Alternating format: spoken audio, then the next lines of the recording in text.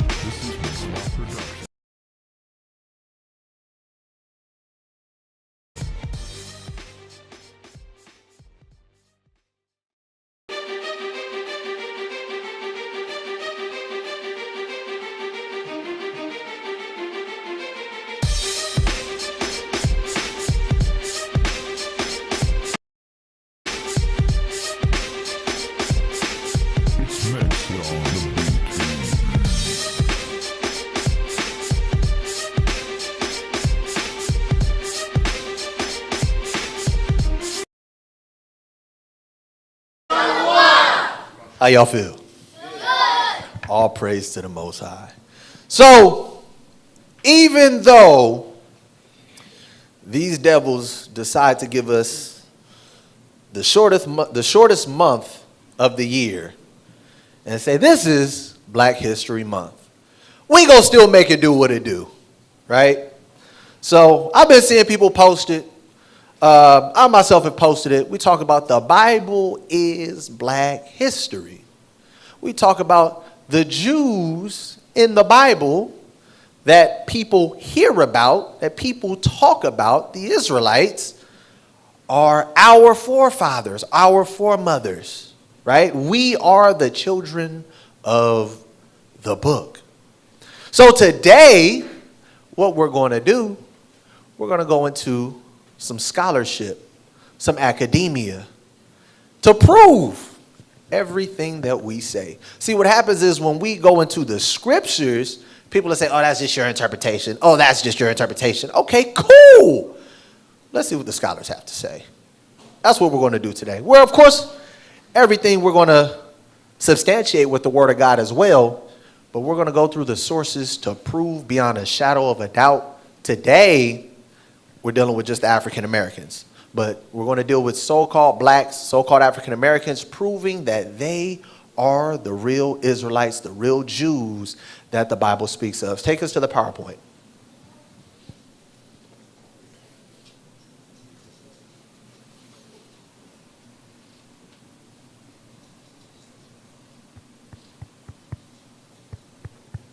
Rob, take us to the PowerPoint.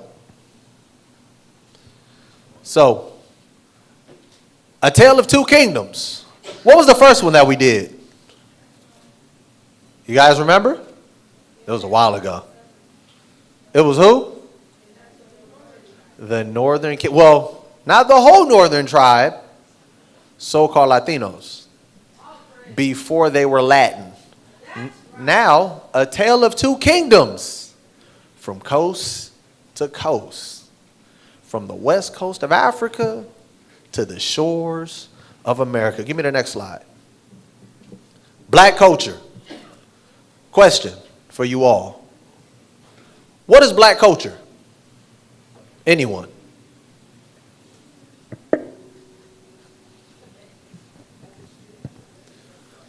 Who's that, Max? What is black culture? As it is right now, something that we kind of made up out of not having anything else. We made it up based on what we were given. I agree, but what does that look like? What does black culture look like today? It looks kind of messy, honestly. It looks like a music video. I'll take it. Black culture looks kind of messy. Watch this. Take us back to the PowerPoint. Next slide. Quote from Maya Angelou. You can't really know where you're going until you know where you have been. I love this quote. I say this quote all the time, right? You can't really know where you're going until you know where you've been. What is that saying?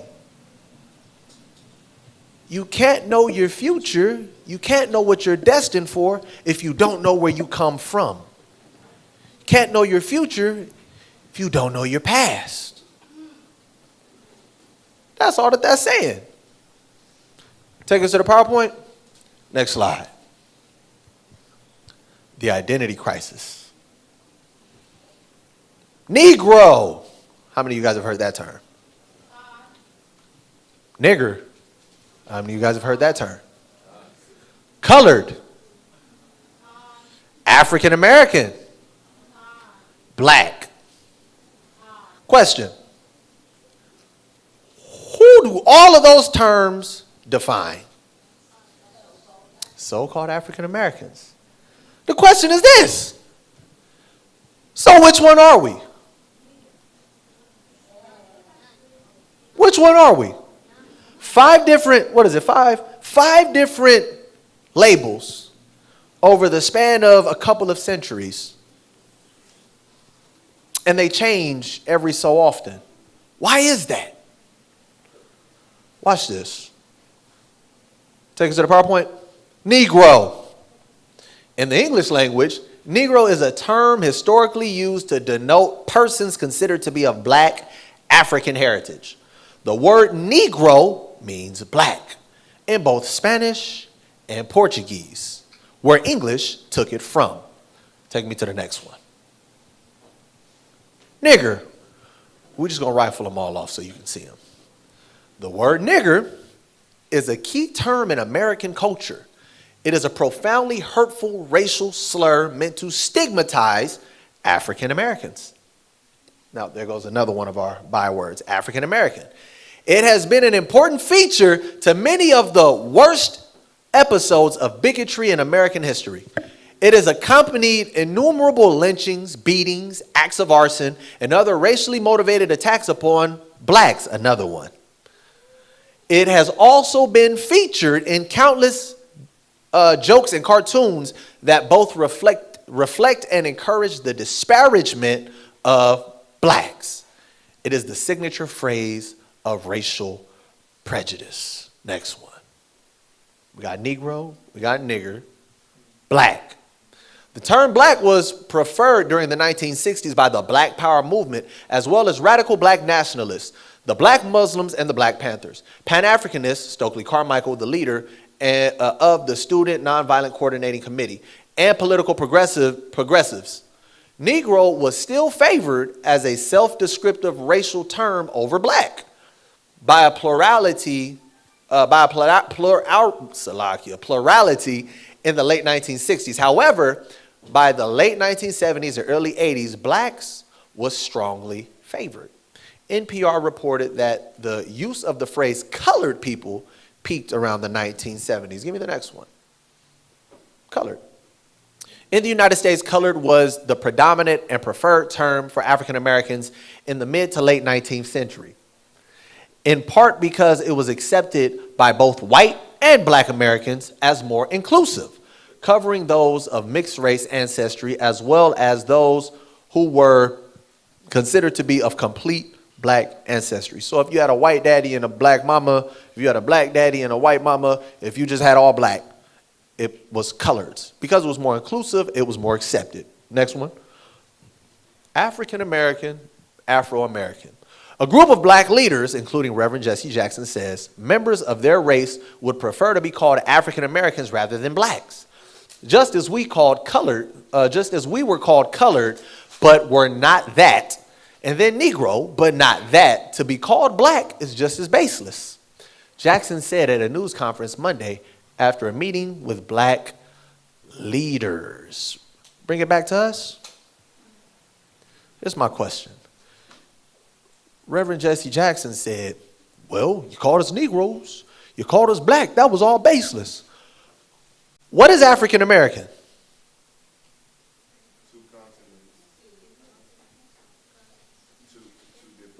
Two continents, or a country and a continent.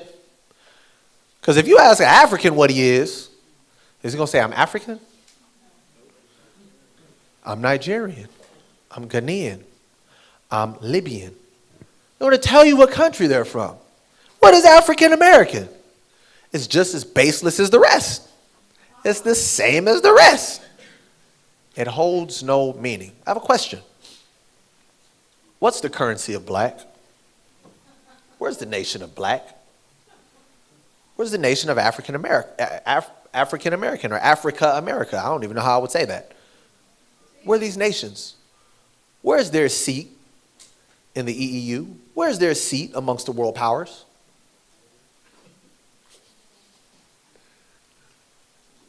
Think about that. So back to the point, Maya Angelou said you cannot know where you're going until you know where you've been. Take us back to the PowerPoint. Let's talk about black culture. Any of this look familiar? This is what black culture is today. We set the trends for everything. COVID, vaccinations, the ABCDEFG community, all of our shows, powers, the empires, the BMFs, all of that. All of our shows, drug dealing, killing, stealing, smuggling, over-sexualization. The music videos, the rappers, Future. The confusion of religions just to find some sense of belonging. Buddhism, Islam, Christianity, Catholicism. What are we not a part of? Seeking some sort of sense of identity of who we are. I wasn't going to do this at first. I want to get a scripture. Let's go to Job.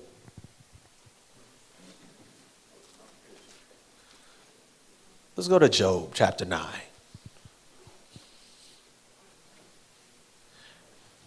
I want to read Job chapter 9 and verse 21.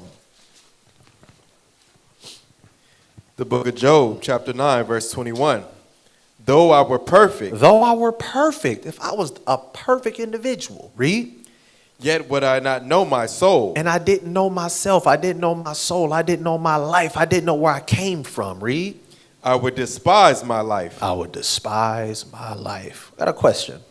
How often do we see black on black crime?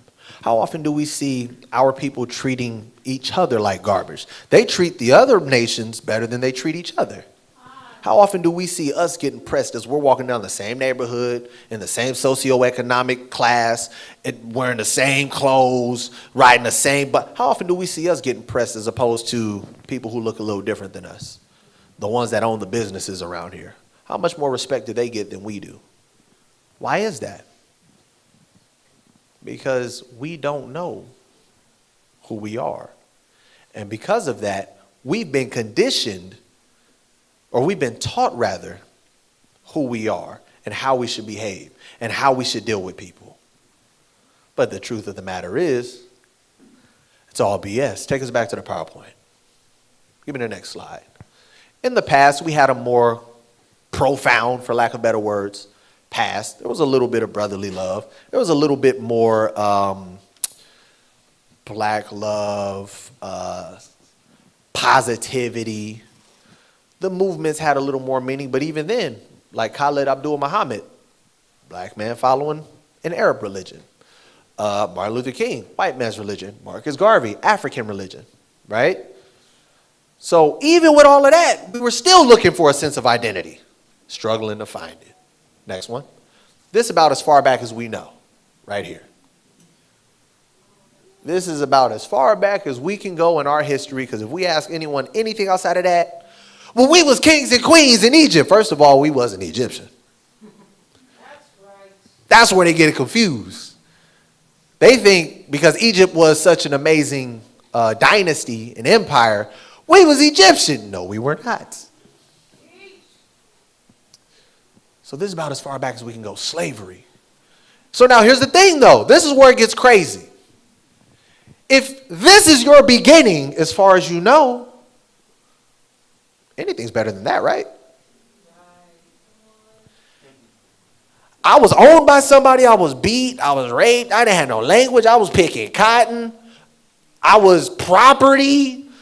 Now, I ride my Benz. Yeah, I'm renting an apartment over here. Yeah, I'm doing this. Yeah, I'm doing that. But that's better than that. When your start is at the bottom, everything is up from there.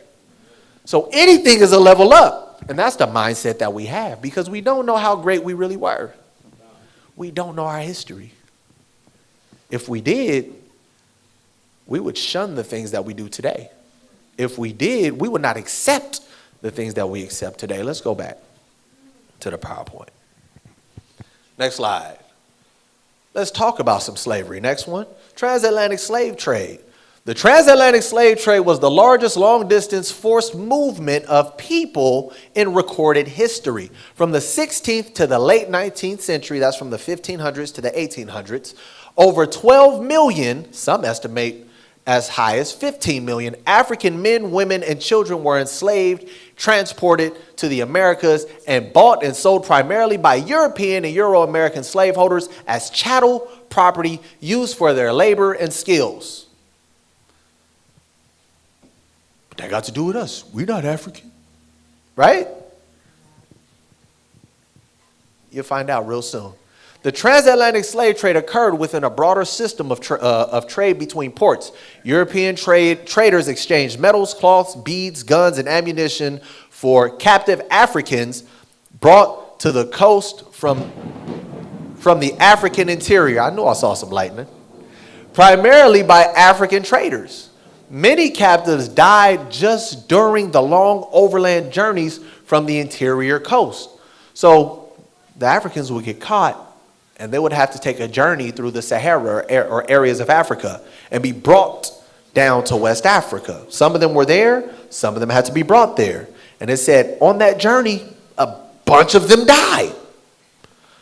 Take it back.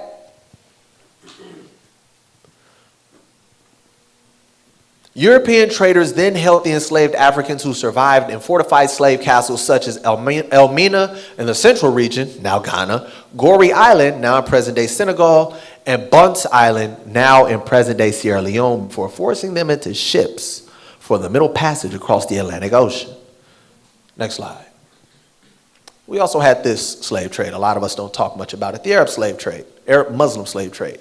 Black African captives were transported to Islamic empires across the Sahara to Morocco, Tunisia, from West Africa, from Chad to Libya, from the Nile, along the Nile from East Africa and up the coast of East Africa to the Persian Gulf. This trade had been well entrenched for over 6,000 years before Europeans arrived. So this was a big slave trade going on before Esau started coming in. Take it back. The Arabs raided sub-Saharan Africa for 13 centuries without interruption. Most of the millions of men they deported have disappeared as a result of inhumane treatment. So they were raiding people across the sub-Sahara. I'm going to show you guys what that is in a moment. Next slide. West African slaves. Now we're going to see where we were taken from. Of those Africans who arrived in the United States, nearly half came from two regions, Senegambia, the area comprising of Senegal and Gambia rivers, and the land between them, or today's Senegal, Gambia, Guinea-Bissau, and Mali, and West Central Africa, including what is now Angola, Congo, the Democratic Republic of Congo, and Gabon. In addition to nearly 50% of the total number of enslaved Africans in the United States from these two regions, a considerable number of enslaved people had their origins in the West African nation of Ghana, as well as neighboring parts of the Windward Coast, now the Ivory Coast. Others originated in the Bight of Biafra, including parts of present-day eastern Nigeria and Cameroon, and inlets of the Atlantic on Africa's western coast that was a hub of extensive slave dealing operations. Take me to the map. So what it's saying is, we were taken, here it is, from these regions. Senegal, Senegambia is this whole area right here. Guinea, Sierra Leone. Then we have Ghana, Benin. This is around the Bight of Biafra. This is Nigeria. These are all the regions we were taking. Cameroon. And then this is what's called Central West Africa. We were taken from areas right here. Republic of Congo, Gabon. This is where majority of the slaves were taken from. The Ivory Coast. So here, up here, to here, all through here, and even some through there, right? This is important to know because now we have to talk about the civilizations that were there. A lot of times, this is the history that we're given. Well, Africans were selling other Africans to white people as slaves. How many of you guys have heard that? Africans were just selling other Africans, right? Let's see. Let's go back. Take it to the next slide. This is the, what is it called? The slave trading routes, that's what it's called, the slave trade routes. So the British Caribbean, so these areas, each one, the French Caribbean, Dutch Caribbean, British Caribbean, Spanish America, British North America, that's telling you who had control over those particular regions where the slaves were. Up there toward, Senegambia, Guinea, all of that, British, some was Spanish. Actually, some was Spanish, majority was British. The French, Dutch Caribbean, they had parts of Ghana, and I forgot what's just west of Ghana, as well as central western Africa.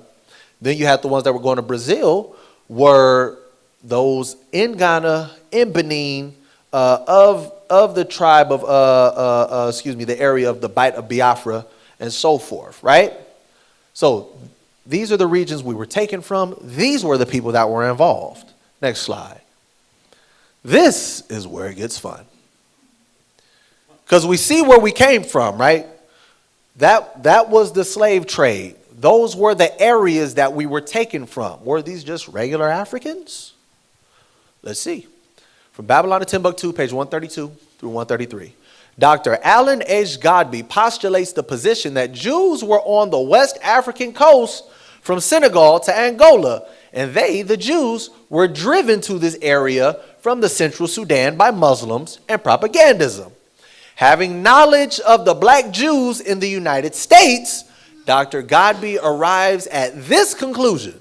These facts have peculiar significance when the presence of Judaism among American Negroes is to be considered. So it's saying, well, if we know that there were Jews along the coast of West Africa, historically speaking, and now we're seeing a lot of these African Americans that are saying that they're Jews, we have to think about this. We have to take this into consideration, because these Jews were here before white people came over there with a Bible trying to push Christianity or whatever else on them. Hundreds of thousands of slaves were brought to the America from Western Africa during the days of traffic, beginning nearly 400 years ago. How much more of Judaism survived amongst the West African Negroes in that earlier time? As persecuted communities, they were rather more in danger than other Negroes, other Africans, of being raided by war parties and sold as slaves. I'll read that part again.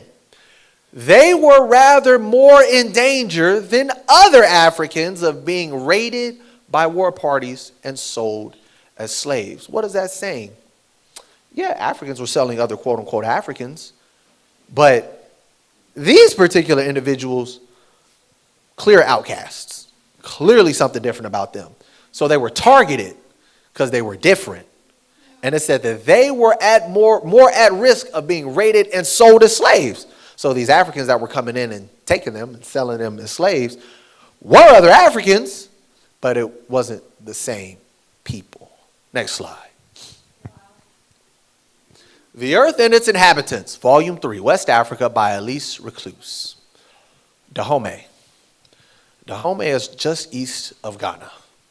East of the Great Popo begins the Dahomey territory, guarded by the important town of Galuch, known to Europeans by the various names, Fida, Hexada, Huida, or Ouida. Now, a lot of people say that this particular map that I'm going to show you is by Emmanuel Bowen. It was created in 1727.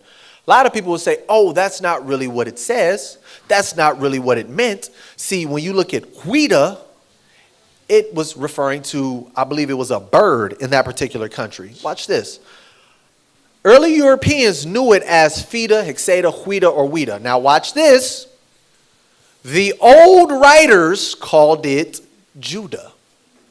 And its inhabitants were said to be who? Jews. While the neighboring river, Alala, whose real name is Ephra, they referred to as the Euphrates. So they gave a different name to that particular river because we know the Euphrates is actually in Arabia. But we see here that in old times, the old writers back then knew that Jews were in this area. They called this the kingdom of Judah. Go to the next slide. Watch this. This is the, how many of you guys have seen the Negro land map? I'm going to say enough of you guys have seen it, pretty sure. Negro land map. Tazahiwan used to have it sitting right in his living room, right on the wall. It was a map created by a man named Emmanuel Bowen. He was a cartographer. I believe he was the map maker for, I think it was Spain or Portugal. 1727, he made this map. Now, let me show you something. Where's my laser? There's my laser. So, this up here, Negro land, right? It's a Negro land map. What does this say right here? Kingdom of Judah, or Ouida, the slave coast. Ouida and Judah. That was also known as the slave coast. So where the Jews reside was also known as the slave coast. Coincidence? Maybe. Maybe not. I don't know. But we do see that in those same regions that the Jews were residing were where people were being enslaved and shipped to the Americas. Now watch this, because a lot of people have asked this question. Wow, how could they tell? They wouldn't know the difference. It was just Africans grabbing other Africans. Watch this. Take me to the PowerPoint. Next slide. We're going to touch this first, and we're going to touch the next one. Oh, I'm sorry. It's like 2 slides after. We're going to touch this, though. For Babylon to Timbuktu, page 84. In the year 65 BC, Roman armies under General Pompey captured Jerusalem. In 70 AD, General Vespasian and his son Titus put an end to the Jewish state with great slaughter.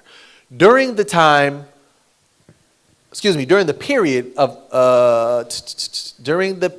of the military governor of Palestine, many outrages and atrocities were committed against the residue of the people. During the period from Pompey to Julius, it has been estimated that over 1 million Jews fled into Africa, fleeing from Roman persecution and slavery. The slave markets were full of black Jewish slaves. The slave market was full of black Jewish slaves. Watch this. Again, just Africans selling Africans. Okay. Next slide. The Zondervan Compact Bible Dictionary. This is the definition known as Ham, or it's also known as Cham or Kim. This is where Egyptians said, oh, we're not Egyptian, we're Kemet. Kemet, a Hamite or Hamitic, that's where that word comes from, because technically it's Cham. The youngest son of Noah, born probably about 96 years before the flood, and one of the 8 persons to live through the flood. He became the progenitor of the dark races. But what does it say? What does it say? Not the Negro. Not the Negroes. But who? The Egyptians, Ethiopians, Libyans, Canaanites, other Africans, but not the Negro.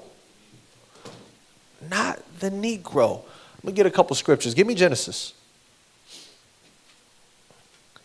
Genesis chapter 5. And I want to read verse 32. The book of Genesis, chapter 5, verse 32.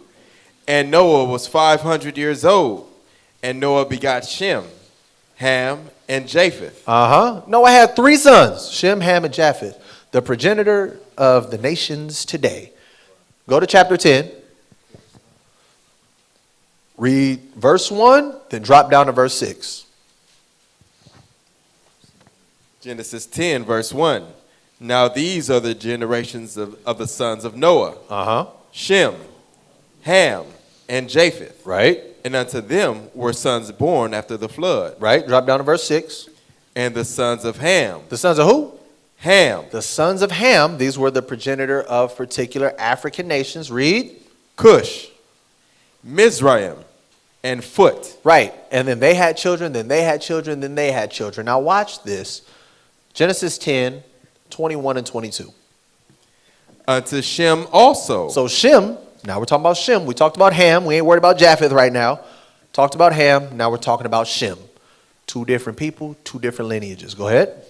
The father of all the children of Eber. The brother of Japheth, the elder.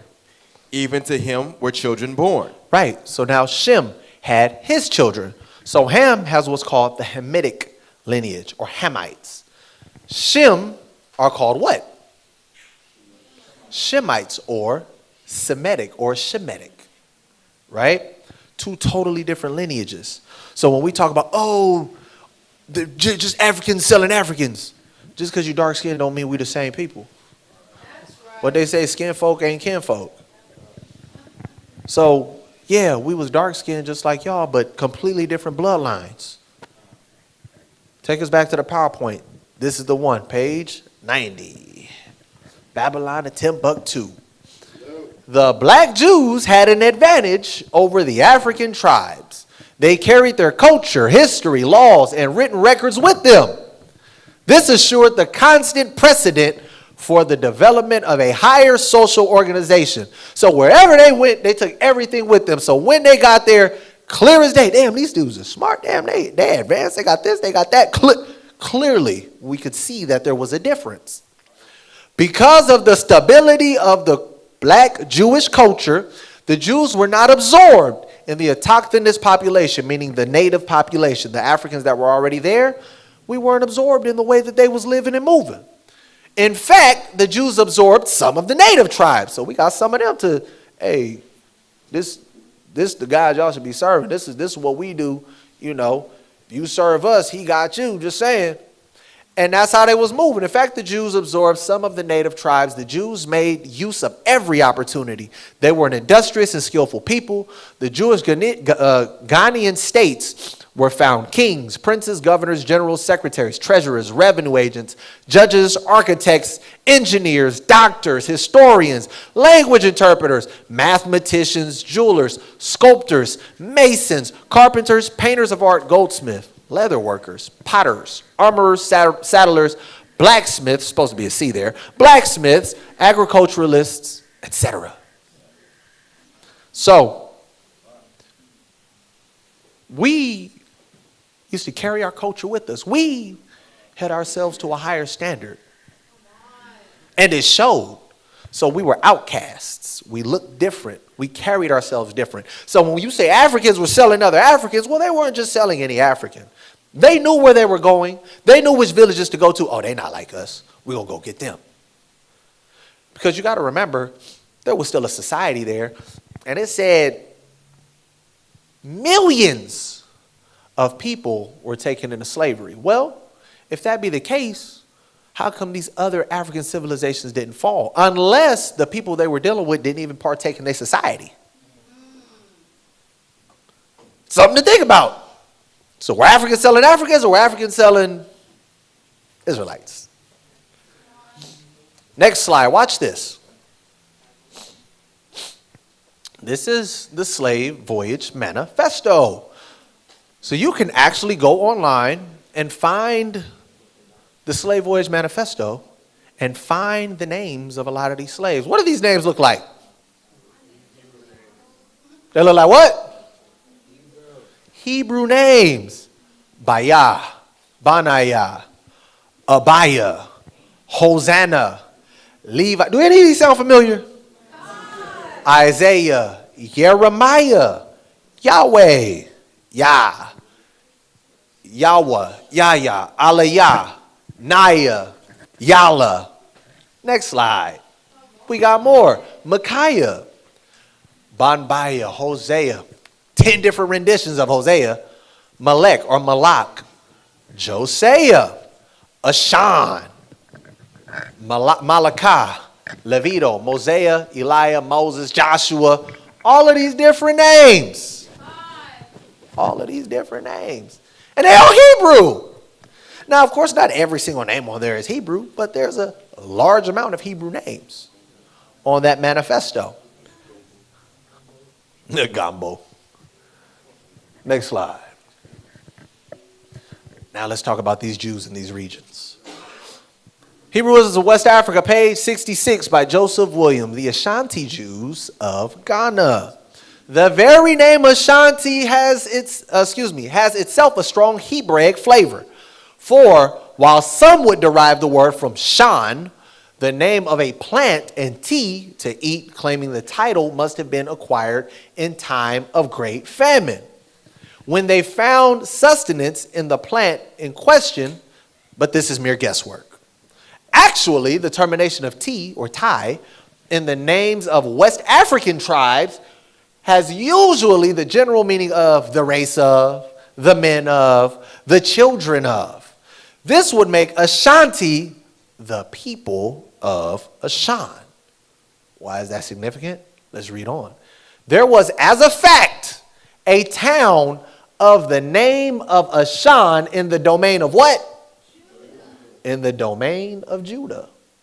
Priests were in the residence there according to the first book of Chronicles, where the word is spelt Ashan, though in the corresponding passages of Joshua, it is spelled Ain, which the Jewish Encyclopedia says that that's just a corruption or a mistranslation of Ashan. So, Ashanti people or Ashanti tribe are the people, the race of Ashan. Ashan is where? Judah. In Judah. Next slide. Page 130, Babylon and Timbuktu. Among the Ashantis of the Gold Coast, Ghana, are found Jews who observe many Hebrew customs. They don't fight on Saturday. This is another one that shows you the Sabbath is on Saturday, because these people weren't even invaded by Jewish people or Christians or anything, but they was always keeping the Sabbath on Saturday. Anyway, they don't fight on Saturday, but they rest. They use the word amen at the end of the hymn, of their hymn of thanksgiving. Like the Hebrews of old, they marry in their tribes only. They perform cross-cousin marriages. The Ashanti Jews also observe laws of uncleanness after childbirth, purification ceremonies of the 40th day, the menstrual seclusion law, and ceremonial ablutions. The Ashanti Jews have a breastplate like the high priest of ancient Israel, and it is divided into 12 parts, representing the 12 tribes of Israel. Also, they have a misnafet or headdress with its gold disc in the front, which in ancient Israel bore an inscription, "Holy unto the Lord." So, these people, before ever even given a Bible, was keeping Torah customs. Everything that you just read is in the Torah. The first 5 books of Moses, the laws of God. Next slide.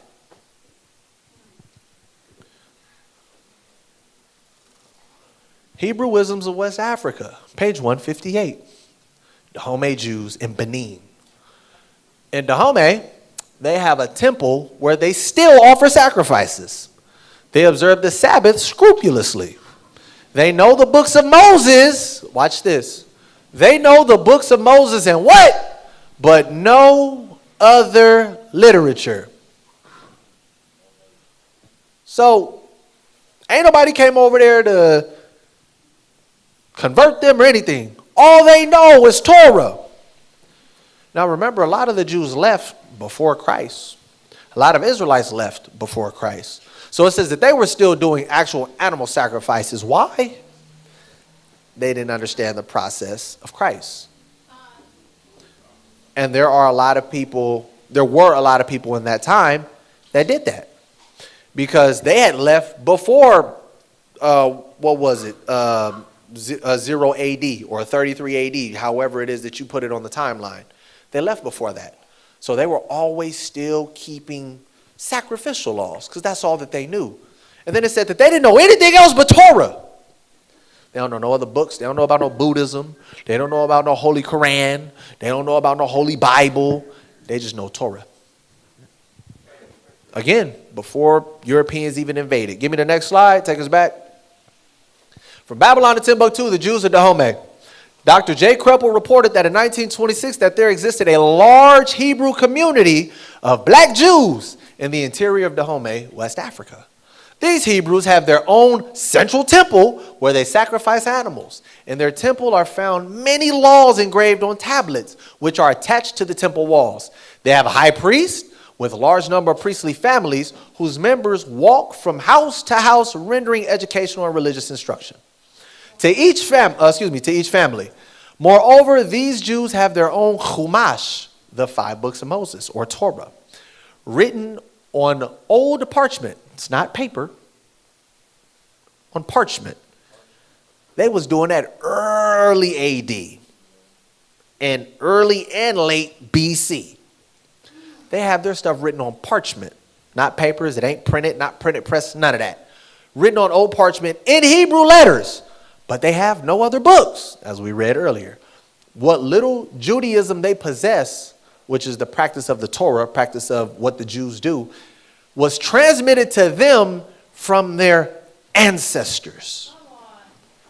So this ain't even something that, again, people ain't come over there and say, hey, so you guys want to be Jews? Well, you got to do this. They said, our ancestors taught us this. They told them that. How do you guys know about the books? How do you guys know Hebrew? Oh, we've been doing this. That's our tradition. We've been doing this for centuries. Let's continue on. What little Judaism they possessed was transmitted to them by their ancestors. Dr. Kreppel says that they observed the Sabbath and other Jewish customs despite pressure from their pagan environment. Remember what I said earlier? The Jews that they got, because there was so many of them that went into slavery. The people that went into slavery had to be people that was not a part of the neighboring societies. Because if we had about 6 million people in the slave market, 6 million Jews that were in the slave market, or 6 million Africans that were in the slave market, that's crippling to society. That's crippling to your socioeconomic level of your country, your state, or whatever the case is. But they didn't flinch, didn't make a dent. Why? Because they weren't a part of their society. Clear as day. We could tell, they're not with us. Look at how they dress. Look at what they do. Look at the laws that they observe. And we're going to go get them for the slaves. That's what we're going to do. Next slide.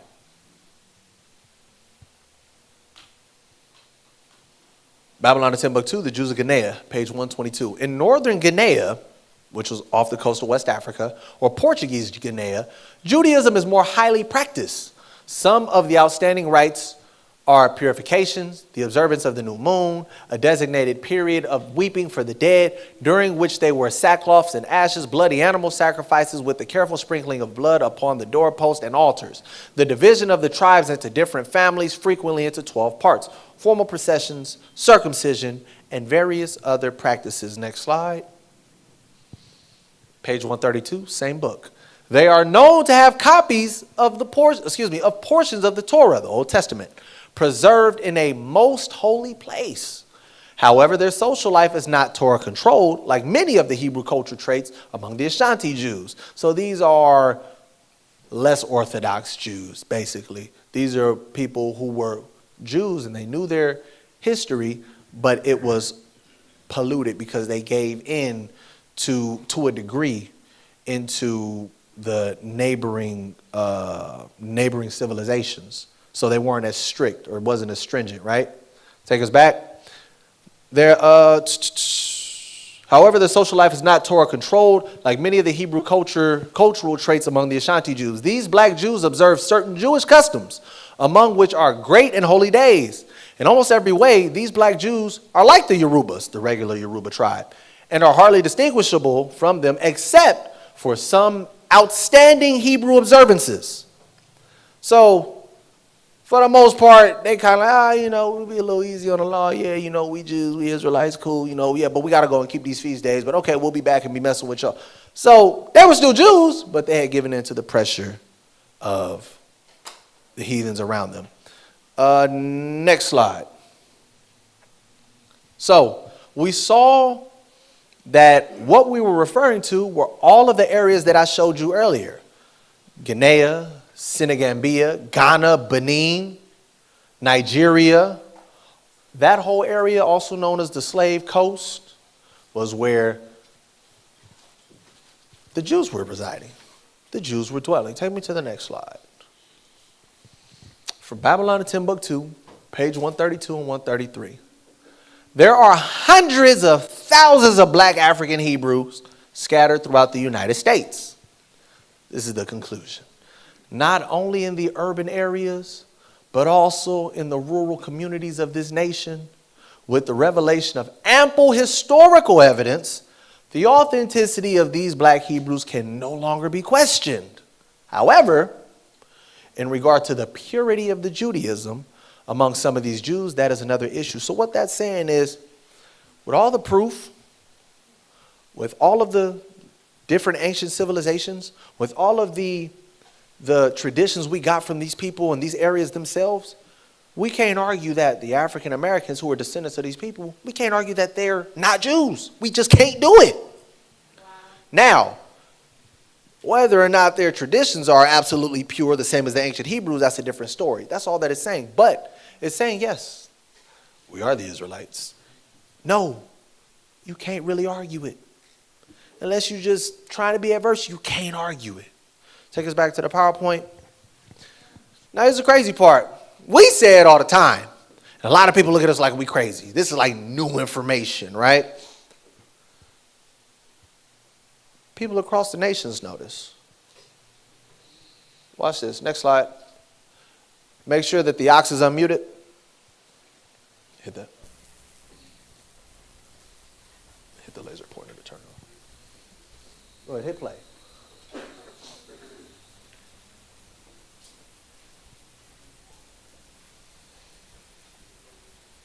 That's fine. Okay. We'll play it like this. It's fine.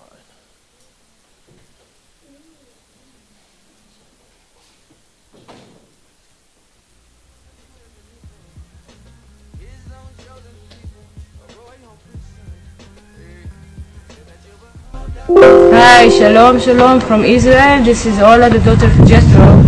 And I just heard that you black people that was stolen from Africa to America, that you don't know who you are. But you are the children of Yahweh, the children of Israel. And I'm telling you, you have to come back to your homeland, here to Zion, to Jerusalem, because us the Gentiles, we do need you. We need you to come and pray, because you are our saviors. You're the one that was chosen by Yahweh to live in this land, not the Jewish people, it's you. You were stolen from Africa, they deceived you, they told you that you are slaves, but you actually the children of Israel. And it's time just to come back. Come for your people, come back for us, come back for the whole Gentiles, because only you gonna save us. So please come back to Zion. So,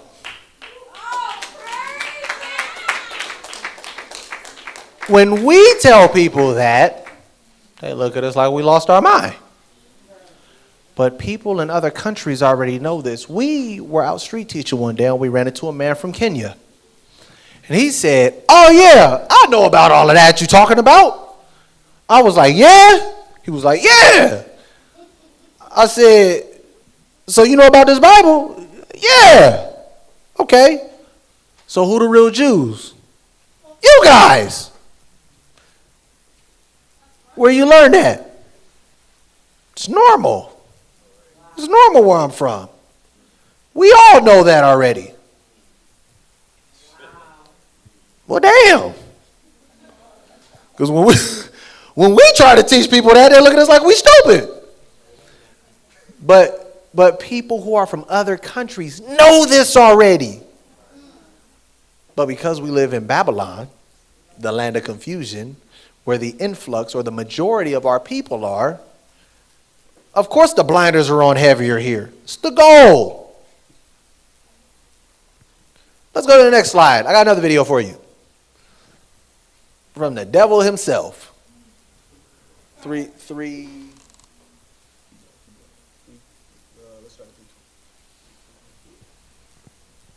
from the synagogue of Shaitan himself. Practicing for hundreds of years. There's been books written about it from scholars in Nigeria, from scholars from the Jewish people. And where it gets interesting is, in America, there was a slave trade. And a lot of the slaves, a very high percentage of them, came from Western Nigerian ports. And in America today, you see a very large movement of African Americans who say that they're the real chosen people, that they're the children of Israel, they're the Judeans. You know, so what are they just trying to create an identity for themselves because they were slaves, or is there really something here? And the answer is, most likely there is something there. And most likely, maybe that they were the original Israelites, and maybe that the Jewish people today who are white, Caucasian people came in a little bit later on. We know that some of the greatest... Then he's going to go into this BS, some of the greatest Jews and scribes were converts. Shut up. So here's a crazy part, right? It was very hard for him to say yes. He said, most likely, maybe they are the original Jews, and maybe we came later. Boy, that pride is something else on Esau. But the ones who stole our identity are saying it. We saw that all through West Africa, we had Jews who had the same customs, who had the same culture, who even the historians were like, well, how did you guys get this information? Our forefathers gave it to us. And this was stuff that was transmitted to them before colonizers came in. And these particular civilizations and areas had people that were taken from there and brought here. You saw the scholars said the same thing. The African Americans here, we can't argue whether or not they're the real Jews. It's pretty clear that they are. The people of the other nations say it. The devil himself told you. Take us back to the PowerPoint. Let's do a real quick recap.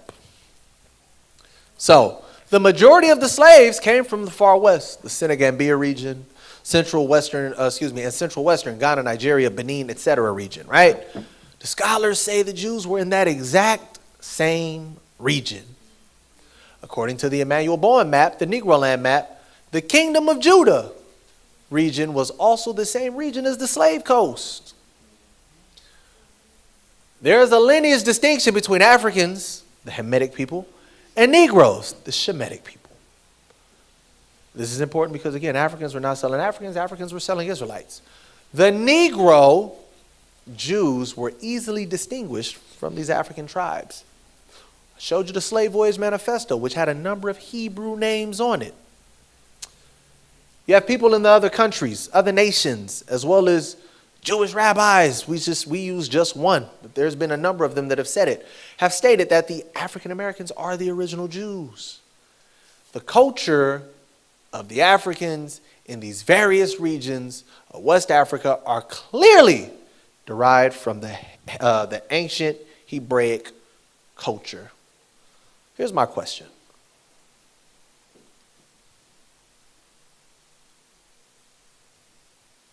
Before you guys came into the faith, before you guys started learning that you were an Israelite, how many of you guys knew this information?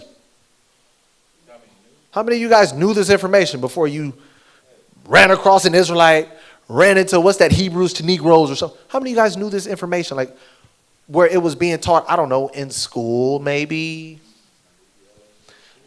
Google maybe? You can't find this on Google either. Why not? Why not? They don't want. Now, watch this. Let's go to Psalms. Yep. Book of Psalms, chapter 83.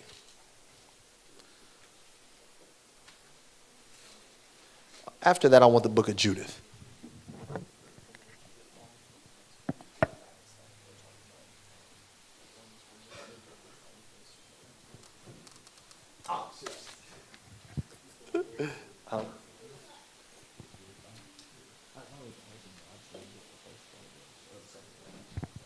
Psalm chapter 83.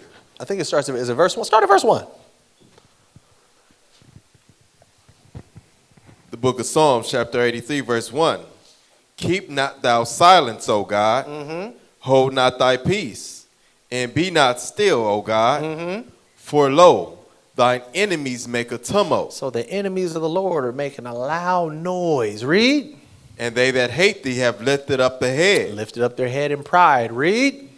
They have taken crafty counsel against thy people. They've taken a crafty counsel. They have come together to come up with a plan. They've concocted a plan. Read. And consulted against thy hidden one. Read. They have said, come, let us cut them off from being a nation. Said, let us cut them off from being a nation. Let us take away their culture. Let us take away their history. Let us give them a new culture. Let us give them our version of their history. Read. That the name of Israel may be no more in remembrance. To them. Because when we think of Israel, when we think of Jews, what we think about? Not us in here, but those in the world. What y'all think about? Even before that. You think about them ugly curly cues, that stupid black hat, that dumb little cap. I can't say that. I think that's a trigger word on YouTube, so I'm not going to say it. That dumb tiny thing they put on the back of their skull. Pale, lifeless, black suits, sex trafficking. They done got caught up in a lot of that. But them is God's people.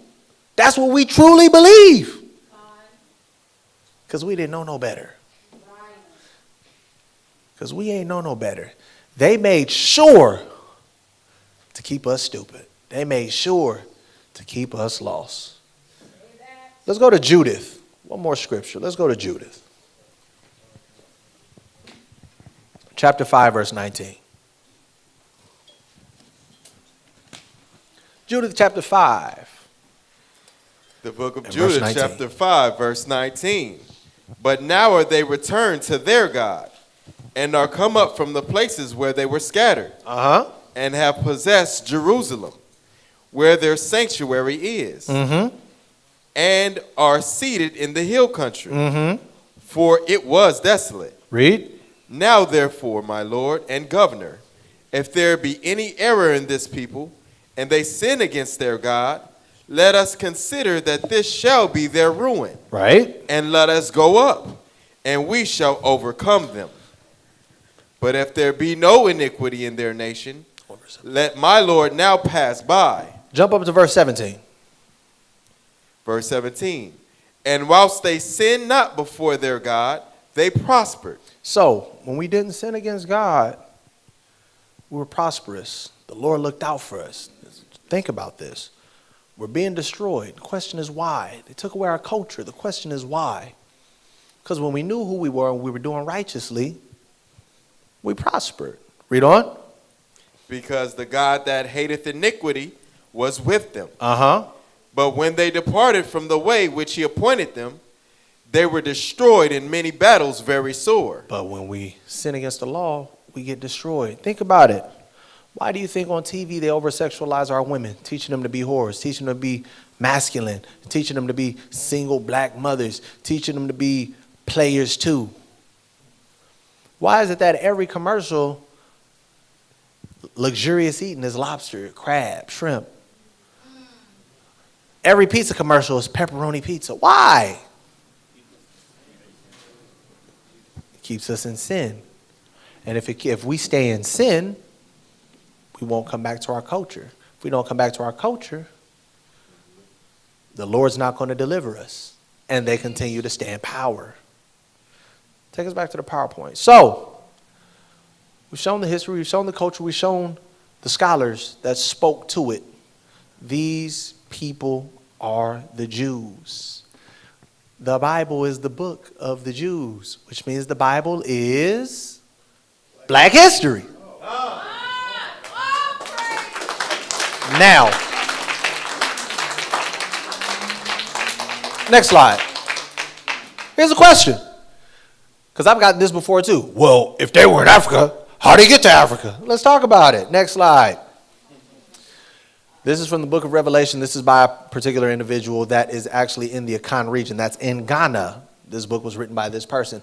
The suppression of rebellion under the slogan, law and order, may be good in principle, but a good thing may be carried too far. So it was in this case. The pagan Romans attacked our Jewish foreparents. This is a person in West Africa and Ghana saying our foreparents who were Jews. Foreparents indiscriminatively. Both the soldiers and our Jewish foreparents and of our Jewish foreparents and the uninvolved peaceful population without mercy. As a result of the merciless attack, many of our Jewish foreparents fled to those parts of northwest Africa known today as Tunisia, Algeria, Morocco, Mauritania. So we fled west through Egypt across North Africa. Just remember that. Many of our foreparents fled to the areas where Rome did not have jurisdiction, which was the region of the south, Sahara Desert and the Sudan. Grazel says such is the explanation of how the Sahara Desert first acquired Jewish tribes, toughened by a fighting tradition and possessed of a physical characteristic. What's that physical characteristic? Black, meaning they was dark skinned, which it is said still makes them approximately very close to the original Jewish population of Palestine. So these people who migrated into West Africa, one of the characteristics that they saw was, damn, they dark skinned. Yeah, ain't no way they not related to the original Jews who were dark skinned. Next slide. So it said we fled from Israel through Egypt, throughout North Africa, all the way across west to Morocco, which is Northwest Africa. Of the part played of our foreparents of Cyrene in the insurrection of 115 and 116, Slush writes in 115, they threw themselves on the Greeks, massacring, it is said, some Egyptians, and in Kittim, or Cyprus, the area of Cyprus, the war lasted 3 years and put them to the sword. Even the women were not spared. Cyrene was devastated and almost depopulated of our foreparents, our Jewish foreparents. To cut off the retreat of the rebels, the Romans turned the whole country into a desert. These means, however, look what it did, only succeeded in drawing a larger number of our foreparents further into Sirte and toward the Atlas Mountains. Where's the Atlas Mountains? Northwest Africa, also known the region of Morocco, right? Exactly, the Sahara Desert, right? So, or the Sahara Desert, excuse me. So, we migrated from Israel. We migrated from even areas of Europe, because we were in Europe too. We'll talk about that later. Migrated from areas of Europe into North Africa. Well, how do we get to the slave coast? Next slide. Take us back. Page 85, same book. For us to understand it better, I would have to make it clear to you that in reality, there were two main movements which occurred in the lives of our Jewish foreparents toward the South Sahara. The first was from the western direction, meaning to say from Carthage, Messenia, and Mauritania. It was this very group who established the Ghana Empire. The other group was from the east and far east, mainly Israel, Cyrene, Egypt, Ethiopia, and Medina. They were the founders of the places like the kingdom of Bilma along the North Lake, Bano, Chad, Agadez, the kingdom of Kibi, Janae, and the Songhai Empire. So these people migrated from areas like Egypt and just a little south, basically down the Nile. They migrated west from East Africa when they fled into Israel, because we didn't all flee straight to Northwest. Some of us fled to Egypt, stayed there. Some of us fled to Egypt, went down toward Ethiopia. Some of us fled into Egypt, then continued to migrate further West Africa, further through West Africa, or North Africa to the west, excuse me, right? So it said from West Africa, these people came down to Ghana. From East Africa, these people came near the region of Nigeria and Niger, and West Africa and kind of the northern portion of Central West Africa, right? Next slide. So we're talking about how they got to West Africa, because if these people are Jews, has to be a way that they got there. Hebrews in West Africa, page 167. By two routes, Hebraic cultures may have penetrated to West Africa. From the north, North Africa, across the desert waste, that's the Sahara Desert, right? And from the east, along the general line of traffic that skirts the great tropical forests. That Hebraic influence did penetrate to the very heart of, what that say? Do y'all remember where Negro land is? Ouida, Judah, Nigeria, Benin, all across West Africa. That's where Negro land was. Bring it back.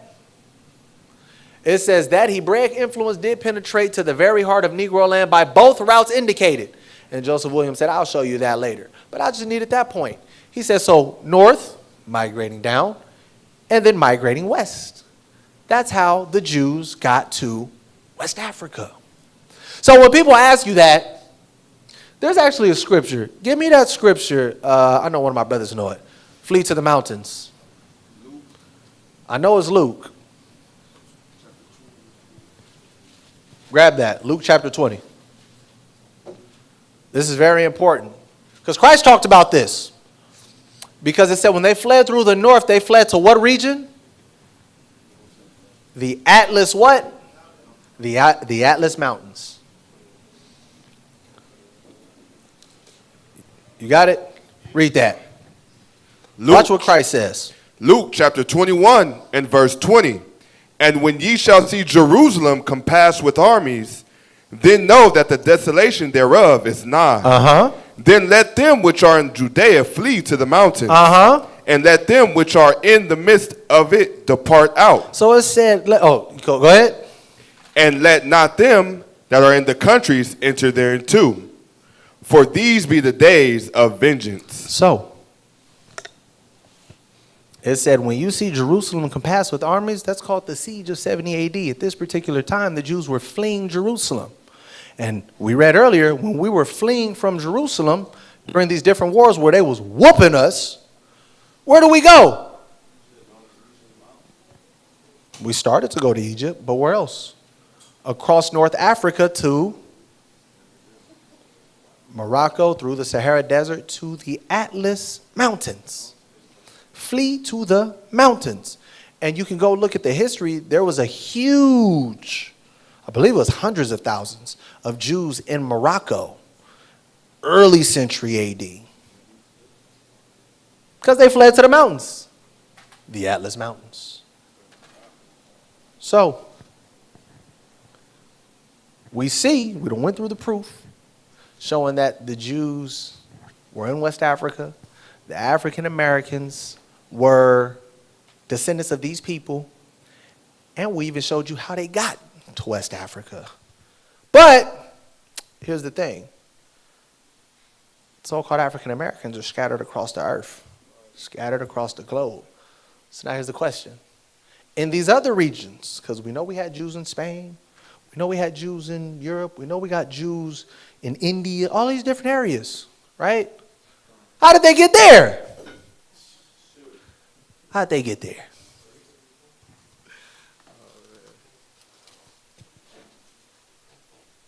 Deacon Kabosh is going to explain to y'all how they got there.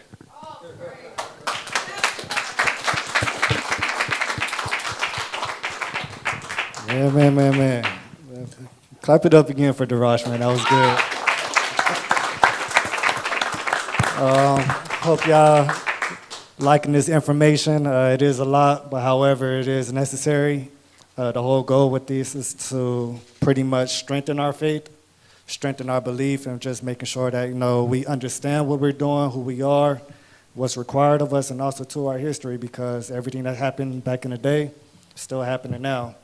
So pretty much, man, he just went into it, just proving how, like, us people here in America, in LA, all throughout the southern states, North America, South America, our direct lineage to how we are indeed the Jews, that came, with slavery, and pretty much how our ancestors have a lot of Hebraic culture, customs, culture, practices, and everything else.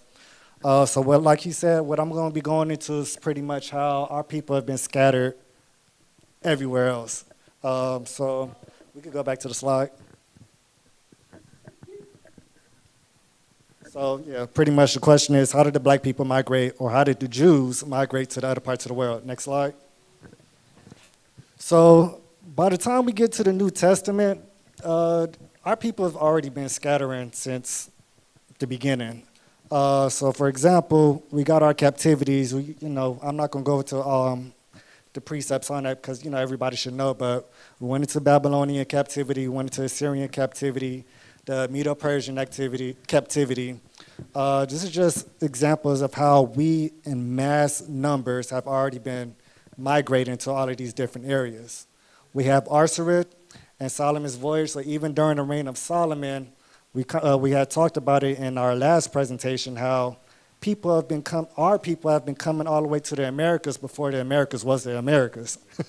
So during that whole time, they already knew how to navigate the world, and pretty sure, and it took a whole process of 3 years of getting there and coming back. And you'll see throughout many different places that artifacts of the Phoenicians, which were also our people. Another thing, we could go to Acts 2. I can get that from you. Acts 2 is a good example showing that the migration of the Jews that was already happening within, the New Testament. Chapter 2 and verse 5. The book of Acts, chapter 2, verse 5. And there were dwelling at Jerusalem Jews, devout men, out of every nation under heaven. Now when this was noised abroad, the multitude came together and were confounded, because that every man heard them speak in his own language. So right then and there is, not only have we been traveling to all of these different places, but it's out of all of the various different nations, and we were speaking that language. We was heavily involved in all of these different societies, speaking their language and everything else. However, as the scripture talks about, that there were certain laws and feast days that all men were supposed to come back together. And that's what Acts 2 is talking about. But it's going to get into more details of all of the various different places that our people were coming from. You go ahead. And they were all amazed and marveled, saying one to another, Behold, are not all these which speak Galileans? And how hear we every man in our own tongue? So like, even, my bad, but even like when you look into the variety of Israel, we are a beautiful people. We got beautiful culture, and it's so many different variations of the different things that we do. A similar style, but a different looks. You know, I always tell people all the time, man, no matter what country you go to, we got some type of variation of rice and beans. Like, we listen to the same style of music. It's like it has the same feeling because it's coming from the same source. But nevertheless, it's a beautiful thing to see that all of the different ways we could just make one simple thing like so profound, so special, so peculiar. And also too, man, because it's so special, it's the easy way for us to be targeted. It's like, all right, yeah, these people are different. But you could go ahead and continue on. And how hear we every man in our own tongue, wherein we were born, Parthians, and Medes, and Elamites. So these are all different locations. Keep going. And the dwellers in Mesopotamia, and in Judea, and Cappadocia, in Pontus, and Asia, Phrygia, and Pamphylia, in Egypt, and in the parts of Libya, about Cyrene, and strangers of Rome, Jews and proselytes. So, man, already in the New Testament, you see that Israel has been scattering to many different places. Go back to the slideshow. But nevertheless, man, so the diaspora of the Jews have already been started. And for the most part, man, we started in the wilderness. We always on the move. That's something that you're going to find common within our history, is that we always had to go somewhere, or we was always traveling somewhere. But then also, too, man, the key thing to remember is that we did have our homeland in Jerusalem, but there were several times where we had to flee Jerusalem. And where did we go? Various different places into Africa, kind of like the, with siege of 70 AD, which was the very last time that we fled from Jerusalem. And then, going back to the quotes that Darash brought out earlier, to the several places in Africa, and, different dwelling places there, and pretty much how we got picked up as slaves in those areas that we resided after we left our homeland. But however, during this time also, too, after 70 AD, after the death of Christ, there was a rise of two major religions. Now, we understand that religion has pretty much had a huge effect on the downfall of our people because of what they taught, what they teach and everything like that. But however, these two major religions also had a big impact of why we migrated so much and pretty much why we've been persecuted so much. If y'all had to guess what these two religions are, what would y'all say? Christianity and Islam. Go back to the slide.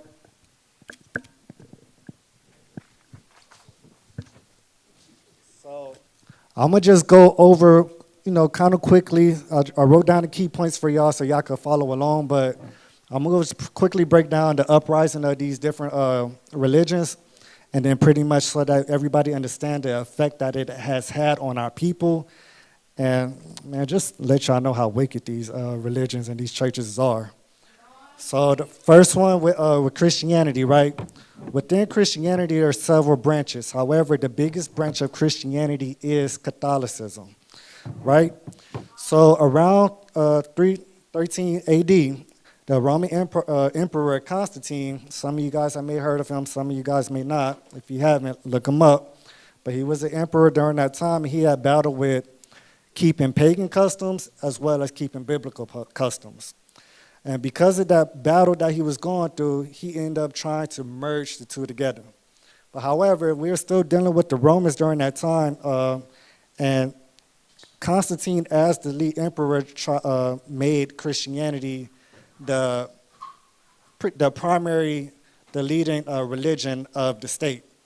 But like I said, because we're still dealing with the Romans, that's where you get the term Roman Catholic, because that was kind of like the beginning of this new religion that we have today.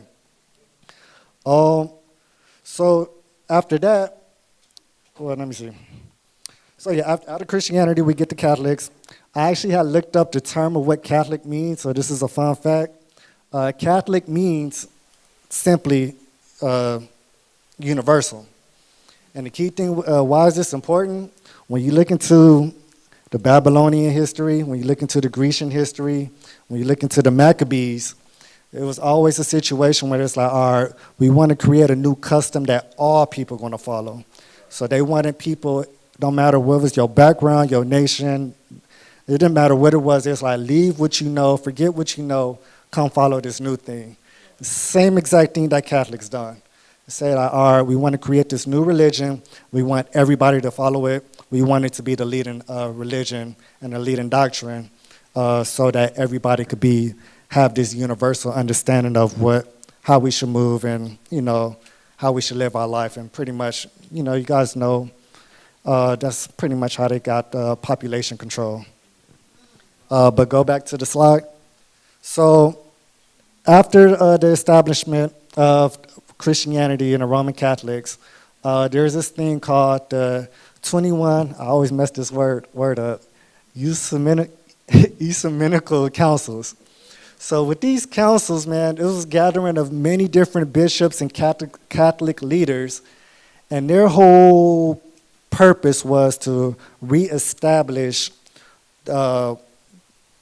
pretty much the integration of pagan customs and try to mix them together with the biblical practices.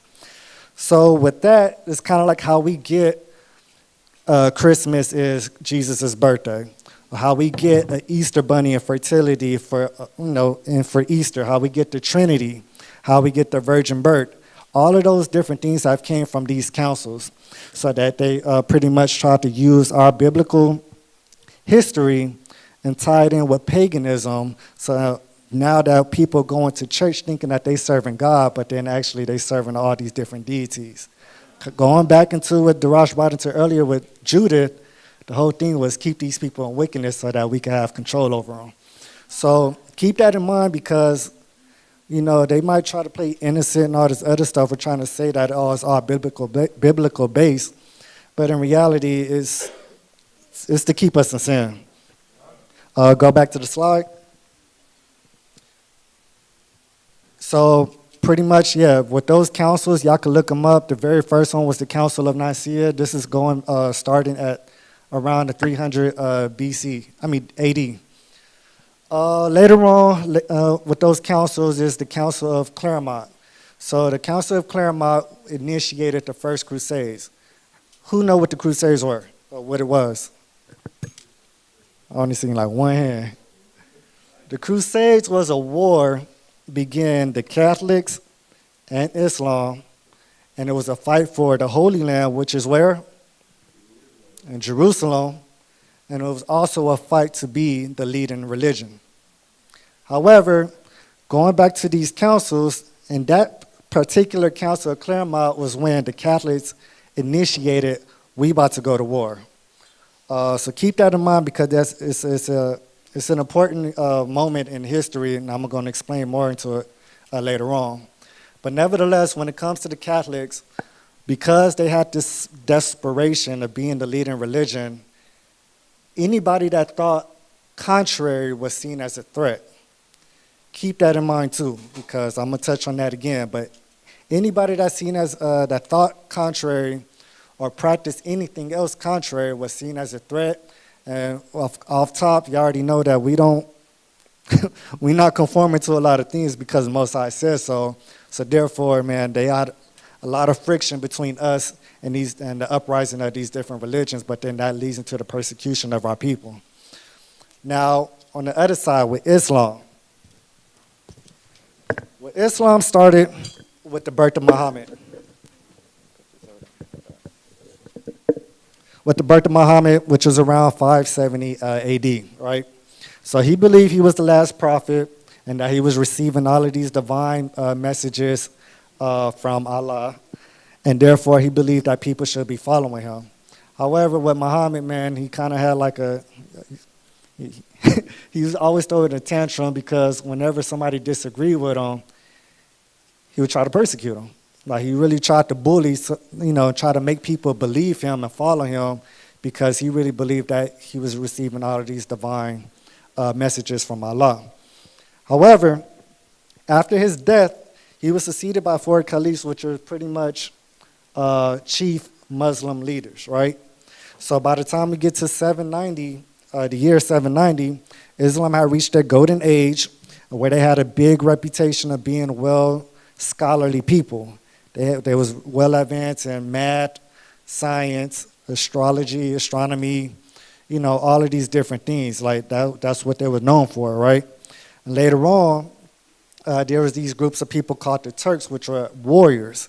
Once the Turks converted to Islam, the Muslim was able to start conquering different areas and different people so that they could start conforming more to spread their religion and making it more of a dominant religion, right? Go back to the slide. But however, at the end of the day, once they got the Turks, they was able to conquer different areas, including Anatolia, which is modern-day Turkey. But it was the same thing that the Catholics did. Anybody that thought contrary or practiced contrary or didn't agree with them was seen as a threat. Same concept from both sides of the spectrum, but however, the common enemy to both of them was the Jews. Let's go on to the next slide. So, but in conclusion to what I was going into earlier, though, was that you will see throughout history that the Islam, which was the Arab people and Ishmael, and then Catholicism, which was Edom, they constantly tortured us, which I'm going to show you different ways and different moments in history, constantly kicking us out of our land. And pretty much, and also too, going back to what the whole Crusades was about, they was fighting for our Holy Land, which pretty much, since we wasn't there no more. Can you read this for me, this quote? So these next couple of slides are pretty much just a small timeline, just proving all of the different areas that our people have been, that it's been known that our people have been dwelling, and a series of different events that, atrocities and the shady stuff that these people have done to our people throughout world history. Persecution of the Jews. In 628, Muhammad's now 700 followers attacked Khaybar, the largest Jewish community of the Arabian Peninsula, and burned down their date palm groves, destroying their main source of livelihood.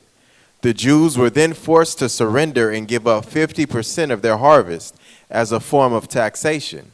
This tax, known as the jizya tax, was a means of humiliation and discrimination that would endure for centuries in Islamic law.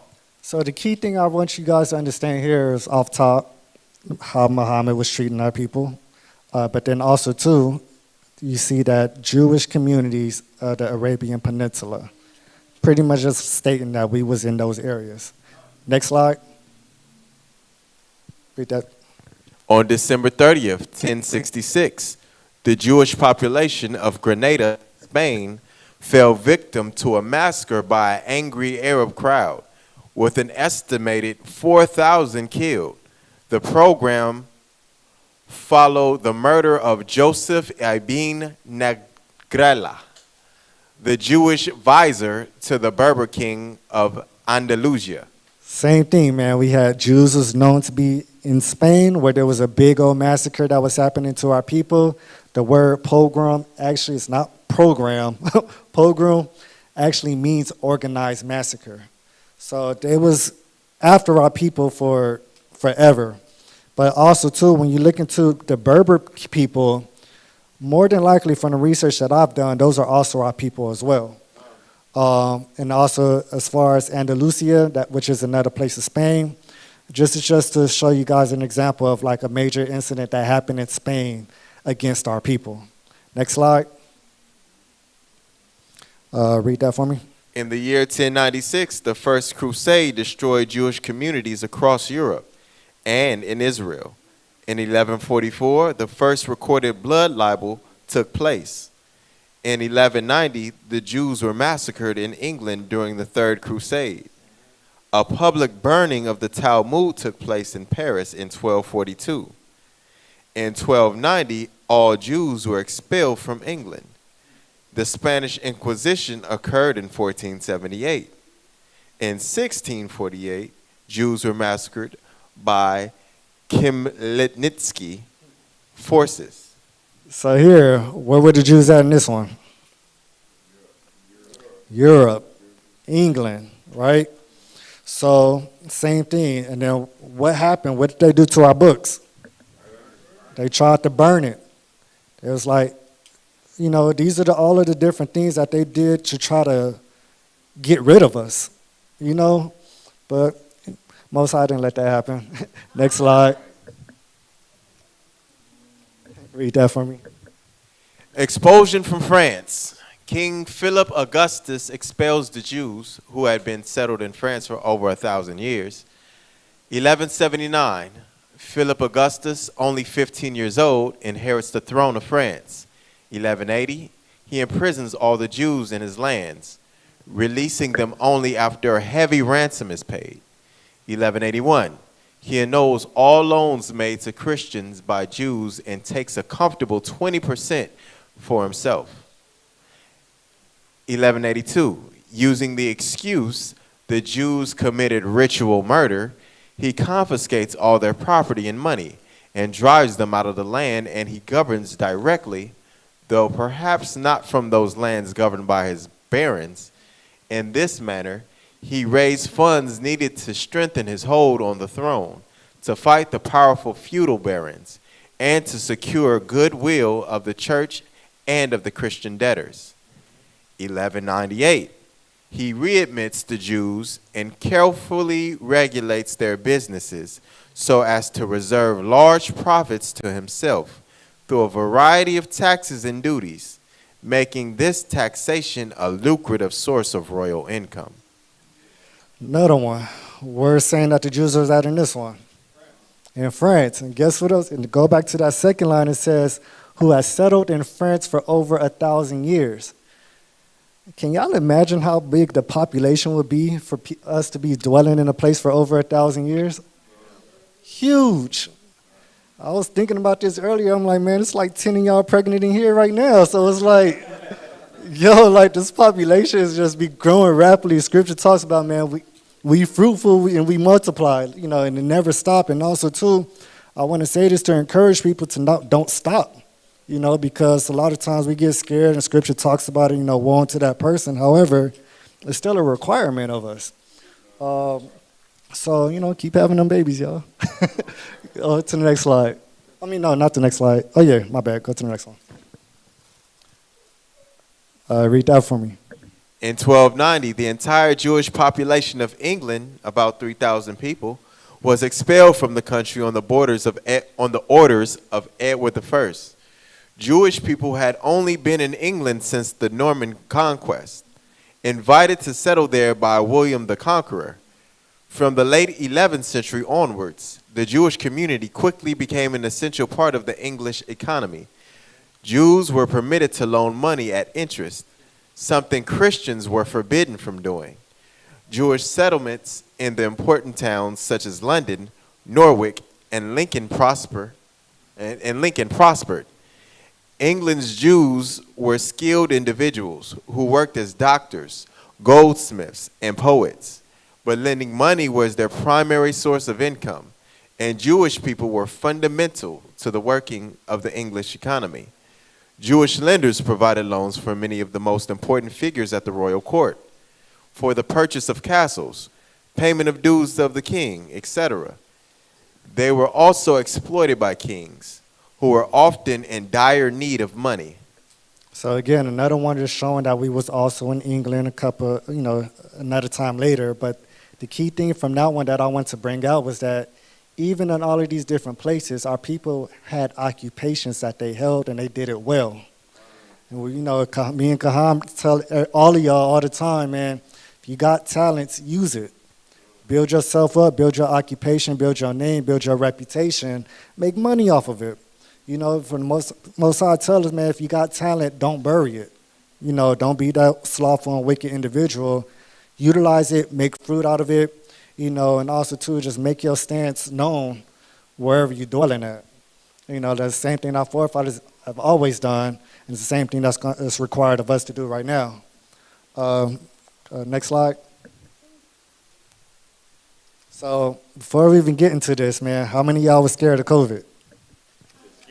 Yeah, how many of y'all was scared of COVID? Man, y'all think COVID was a crazy plague? This one right here shocked me, I'm not going to lie. And y'all going to see why, because they say that it was so divine that it only had to come from God, right? And because it was dealing with, they thought it was so divine, they blamed a certain people for it. Read that quote for me. Because they did not understand the biology of the disease, many people believed that the Black Death was a kind of divine punishment, retribution for sins against God, such as greed, blasphemy, heresy, fornication, and worldliness. So before we go into the next part, this was a worldwide disease and plague that has happened to everybody all over the world. And like I said, as a result, because they didn't understand any of this,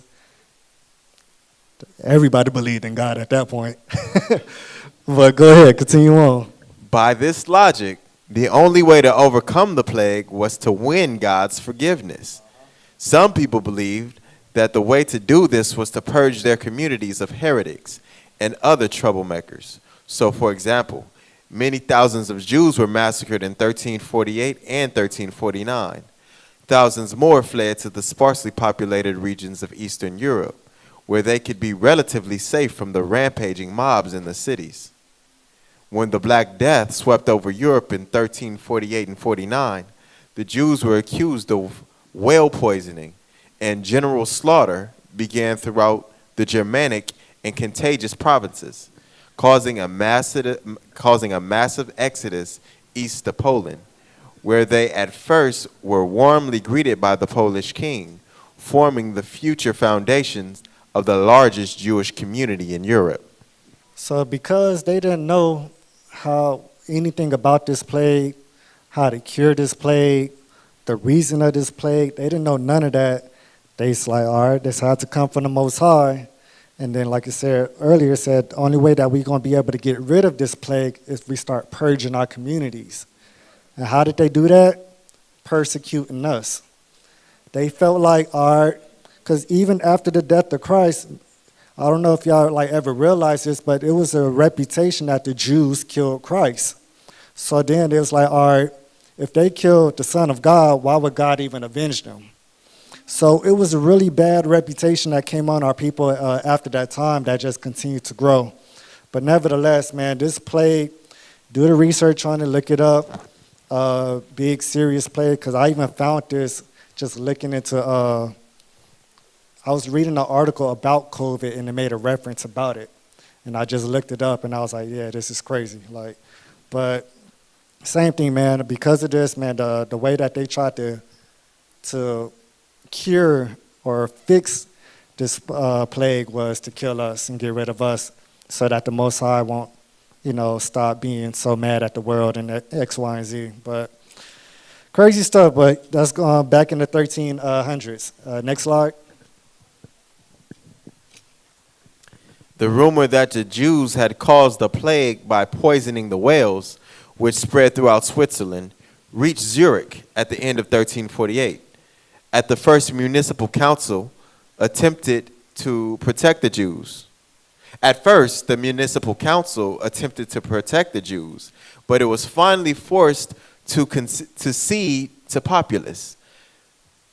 Number of Jews were then burnt at the stake on February 22nd, 1349, and their belongings confiscated by the municipal council.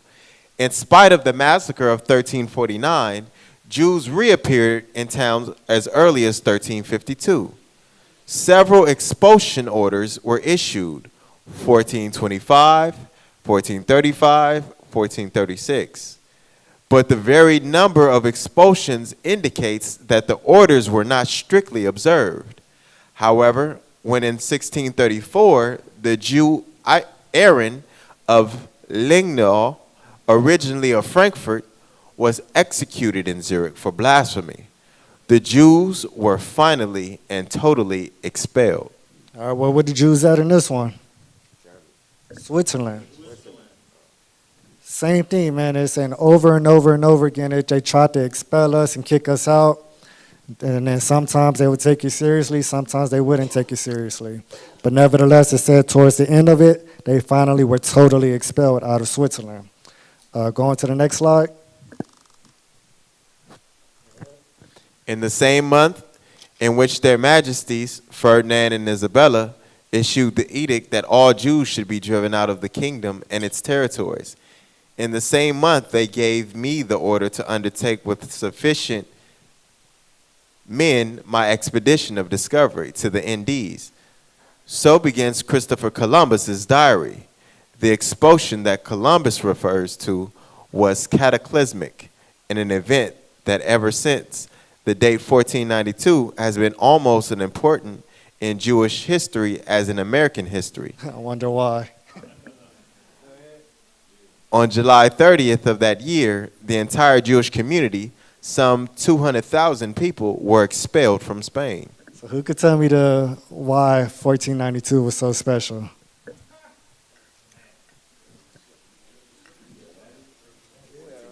Somebody answer that. I'm going to call on somebody.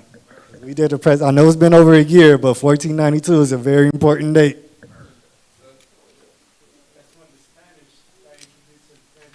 Exactly, man. So Columbus did his voyage, this new discovery of America, and who was already here? Israel.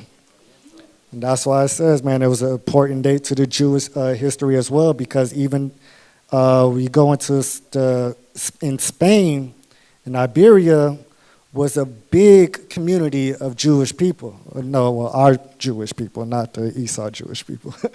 But it was a big community of our people was there. And but pretty much just going into it, it got to a certain time where they got tired of us and pretty much kicked us out. But nevertheless, just going back to our people was back in Spain.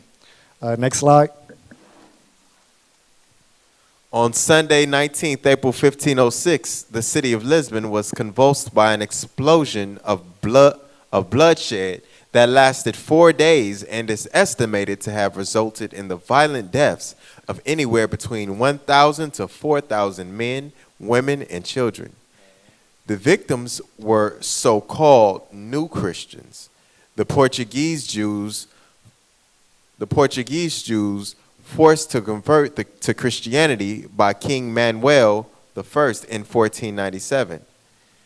The massacre of 1506 sent shockwaves throughout Europe, and accounts of it exist in Portuguese, Jewish, Spanish, and German sources. So we kind of did touch on this in the last presentation as well, but because Israel was always on a run, and we was always being targeted and always being persecuted and killed, we fled so many different areas, but then we also tried to change our name for our protection.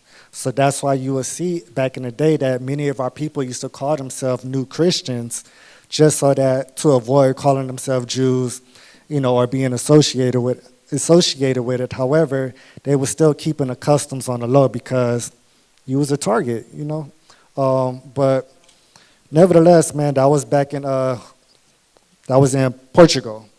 Next slide. The question of how many Jews died and how many survived in 1648 has produced much historical discussion. They don't even know how many people. Like, that's just, you start counting, you just lose where you at because you already said so many numbers. But it's like, it's a lot when you have to have a discussion about how many people have died. Same way how we're talking about that earthquake that just happened in Turkey. We passed the thousands. We in the 40s, and it's just still, still constantly growing. But go ahead, continue. The problem is always the incompatibility of scholarly estimates and what is found in contemporary chronicles, using demographic tools and applying them to all the regions of the Ukraine. It appears that no more, and possibly much fewer, than 50% of the 40,000 or so Jews in that region perished. So there's another one, but where is this one at? Ukraine. And in Ukraine.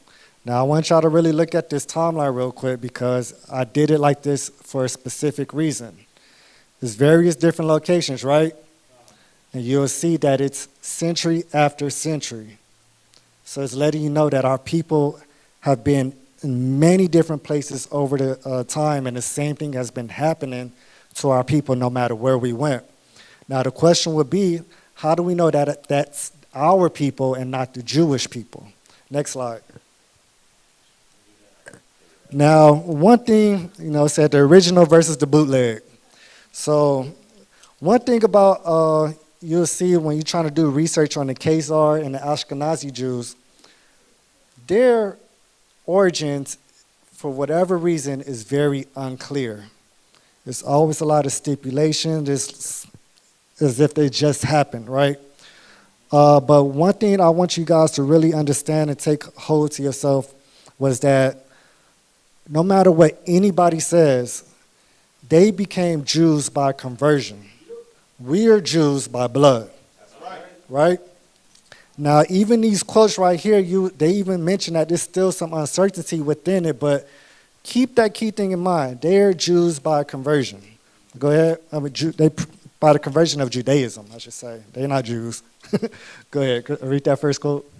Although the origin of the term Khazar and the early history of the Khazar people are obscure, it's fairly certain that the Khazars were originally located in the northern Caucasus region and were part of the Western Turkic Empire in Turkestan. Khazars adopted Judaism in the 8th century. These texts are not without problems. However, and lack of archaeological or other physical evidence indicating a mass conversion has called both the extent and historicity of this conversion into doubt. So basically they're saying it don't make sense how they became Jews or how they converted to Judaism. These are quotes from several articles that I found. If you guys want them, just let me know. I would be able to send it to everybody in the email if you would like them. But nevertheless, there's so much uncertainty along within that. But however, key things like I said earlier, Khazar adopted Judaism. And the other one it says, however, it's problematic because, we don't know. It says conversion, it brings this conversion into doubt. But the other thing I want to bring out too again is that they were originally located in the northern Caucasus region. Go ahead. Next quote. Most Ashkenazi Jews are descendants of European women who converted to Judaism. It's another conversion. Go ahead. Possibly around the time of the early Roman Empire. Possibly. I'm just letting y'all know it's doubt. It's a lot of doubt, but go ahead.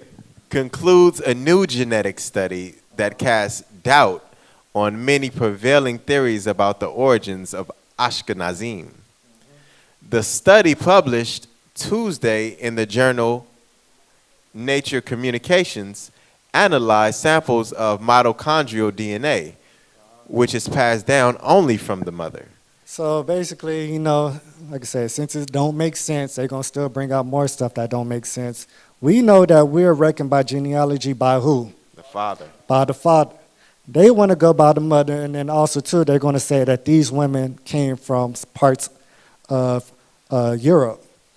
But then when you look into the Ashkenazi history, they try their hardest to try to say that they did not come from the Caucasus area. When you're trying to do the extras and trying to prove something, it just make you look guilty and make it more suspicious.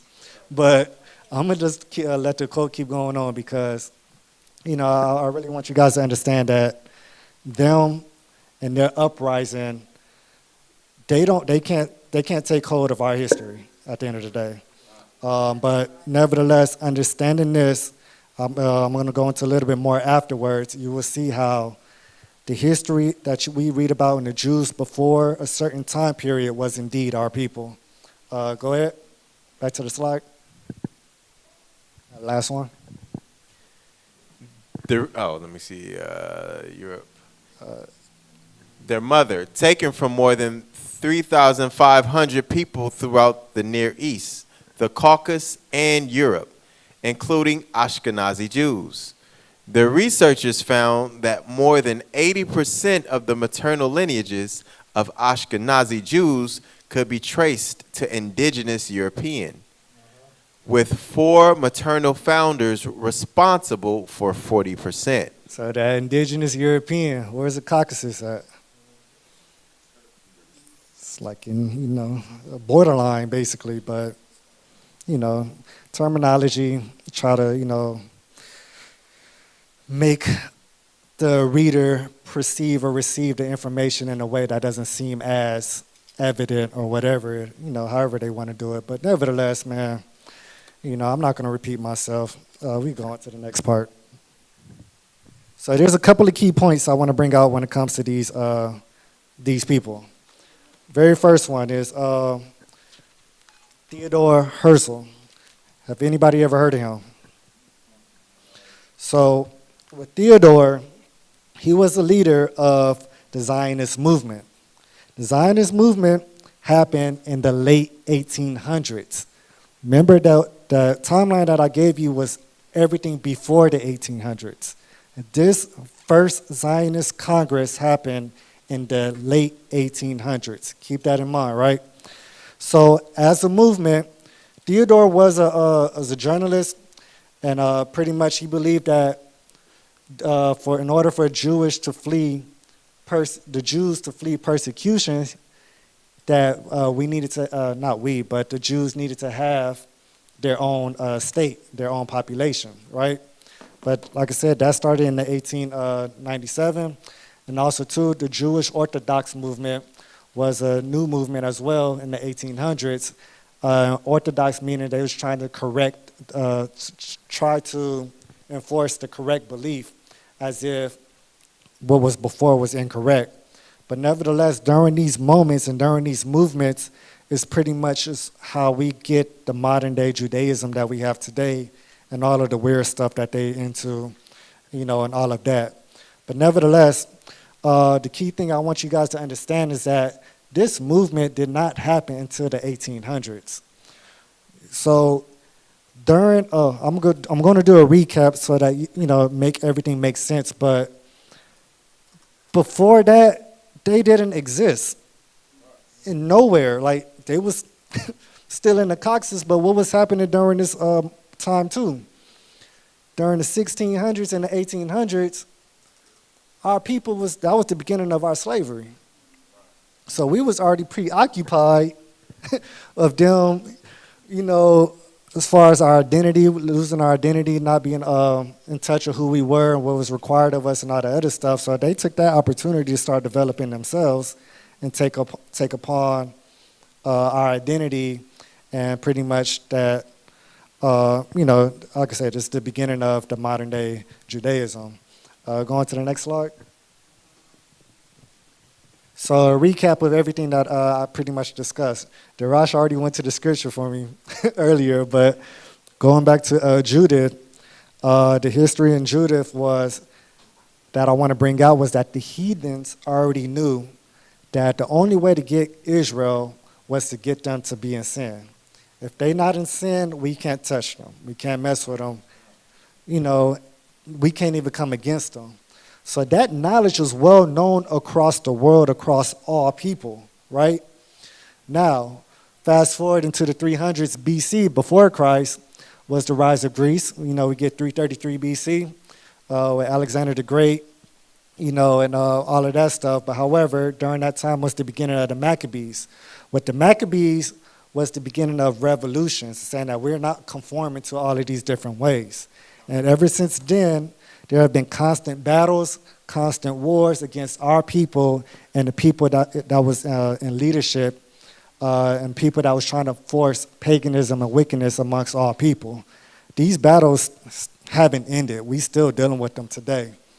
But nevertheless, that happened around 330, the 300s BC, right?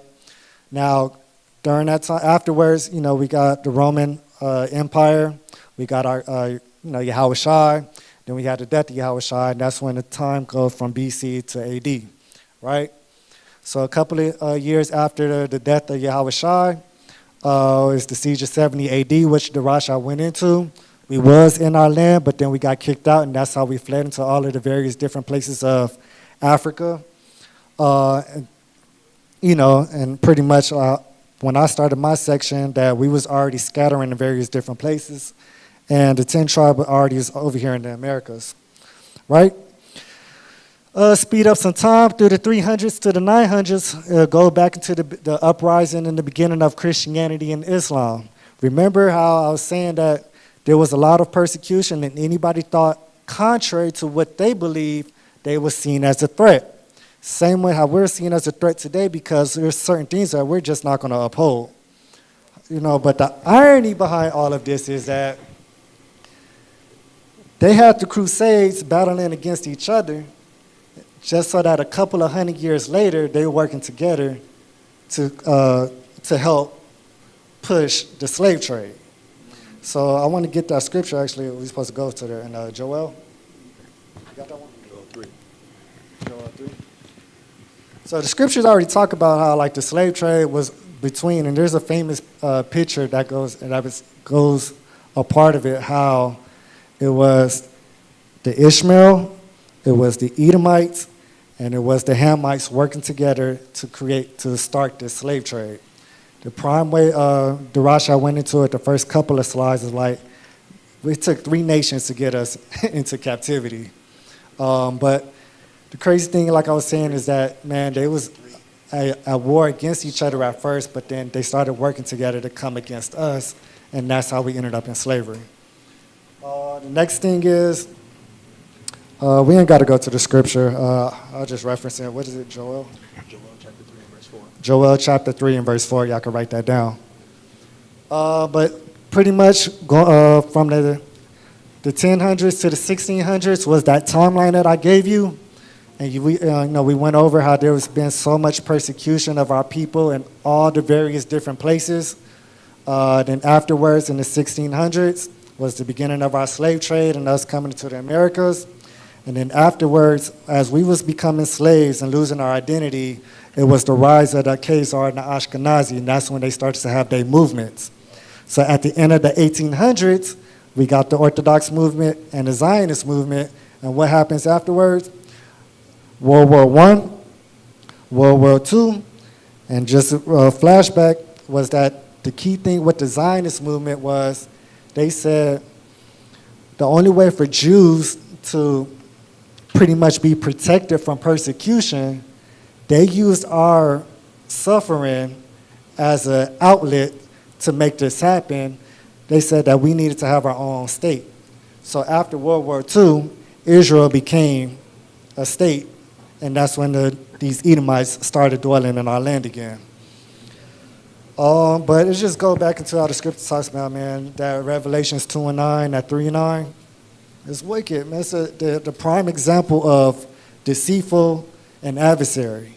It took our history, took our sufferings, took an opportunity while we was being enslaved to take our identity and try to claim our history, and then afterwards to go and dwell in our land. It's shady, like it's beyond shady. It's wicked. It's all of that. But nevertheless, the key thing I really want y'all to understand that these churches and these places, the scripture talks about it with Psalms 83. All of these different nations have come against us, and it took all of these different nations to get us into the place that we're in now. However, you know, it's just to let you know how powerful we are, how strong we are, you know, and also too how the fear of us coming back to our culture, you know, and what's going to come afterwards once we get ourselves right again. All praises. So the key thing that I want to bring out too is that even through all of the persecutions and all of the killings, they couldn't kill us. They tried to burn our Bibles. They couldn't do that either. So the thing that they had to do was use the Bible against us. And that's why we got all of these different churches and all of these different, you know, different things that they push in the denominations, thank you, that pretty much does us no benefit at all. Actually, it hurts us, you know, hurts our people. But yeah, man, that's it for me though. But all praises, man. I hope y'all enjoyed this information. We got a couple of more, you know, towards the end of the slideshow, we just got a couple of more fun facts and information for y'all to add to y'all portfolios. But definitely, you know, if y'all didn't know now, we the real Jews, y'all. That's right. All praise to the Most High. Y'all enjoying the information? Lord willing, it's edifying to you guys. We got a couple of more slides. We put this in here. I asked Kabash about this. We put this in here because I was like, man, that sounds like actually really cool information, right? And it goes to further proving who the people of the book are. Take us to the slideshow. A teacher's guide to the Holocaust in the University of Southern Florida. That's where that's the what is it called? The citation. Roman Empire from 700 to 300 AD, the diaspora grows. In 70 AD, the Romans destroyed the Second Temple in Jerusalem. A large part of the Jewish population was either massacred or exiled in Judea. And the area near present-day Israel. Now, mind you, Judea is Judah, the area of Jerusalem. It's in Israel. I don't know what the hell they talking about. 25% of the Jewish population was exterminated, 10% enslaved. The Jews became the minority in their own land.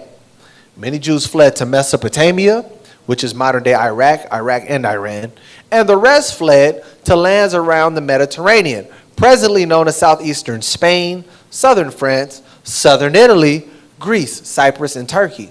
Later, the Jews began to head north to present-day northern France, Belgium, Holland, Germany, Austria, Bulgaria, and Bosnia. So we talked about that earlier. Kabash was talking about the different areas in Europe we migrated. And to northern Africa, Egypt, Libya, Tunisia, and Algeria, and even Morocco, which I referenced. Next slide. This is why it's important.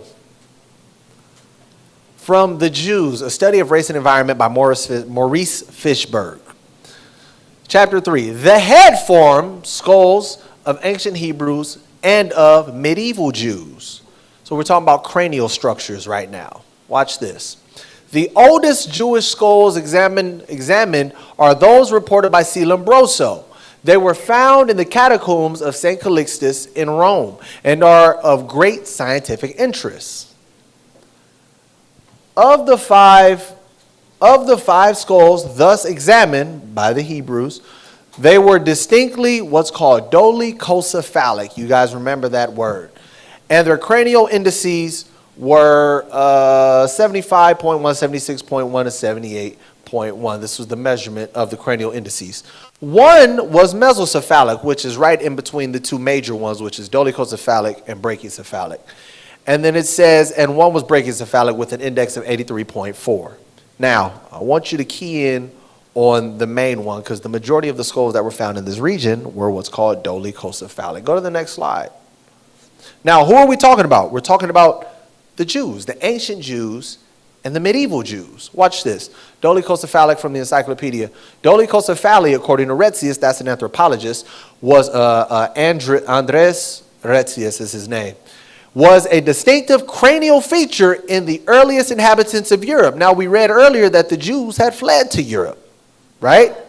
So the Jews fled to Europe, and we know that the original European inhabitants were dark-skinned people, not the ones that we see today. And it says the earliest inhabitants had what's called dolichocephaly. It's a specific type of skull structure, and I'll show you guys in a little bit.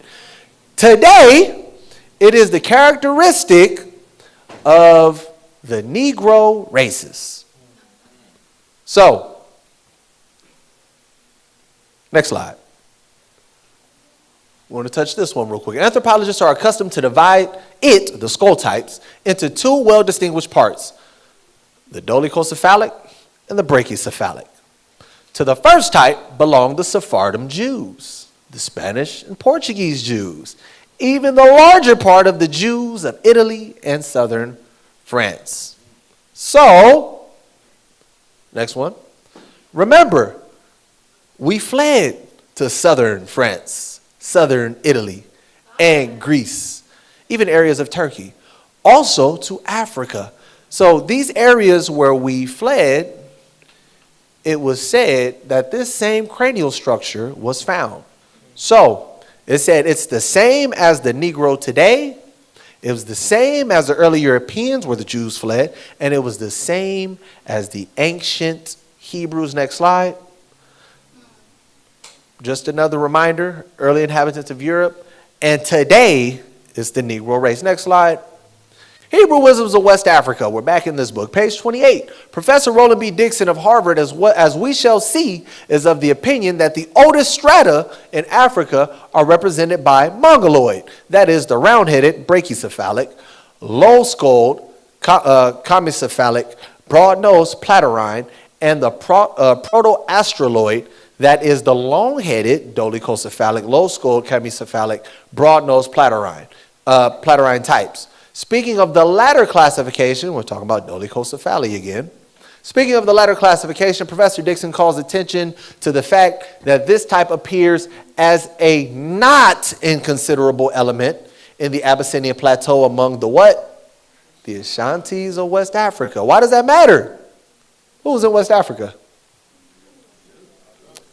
Remember, we read about it earlier today, the Jews amongst the Ashanti in West Africa. So, next slide. The ancient Hebrews, as we read earlier, have this particular skull structure, dolichocephaly. Next slide.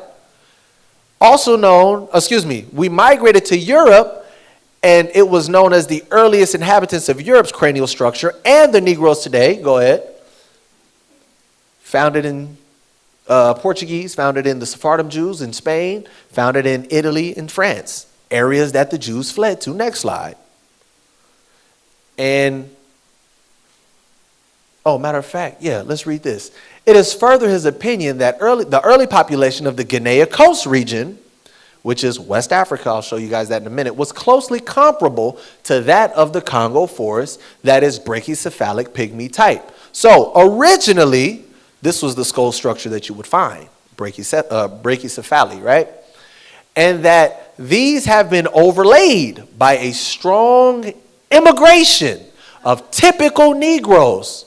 How do we know? Dolichocephalic platyrrhine with medium broad face and moderate prognathism, in which the high skulls greatly outnumbered the low skulls. So there was a migration of a particular people that had a particular type of skull structure, cranial structure, that differed from the original inhabitants of this particular land.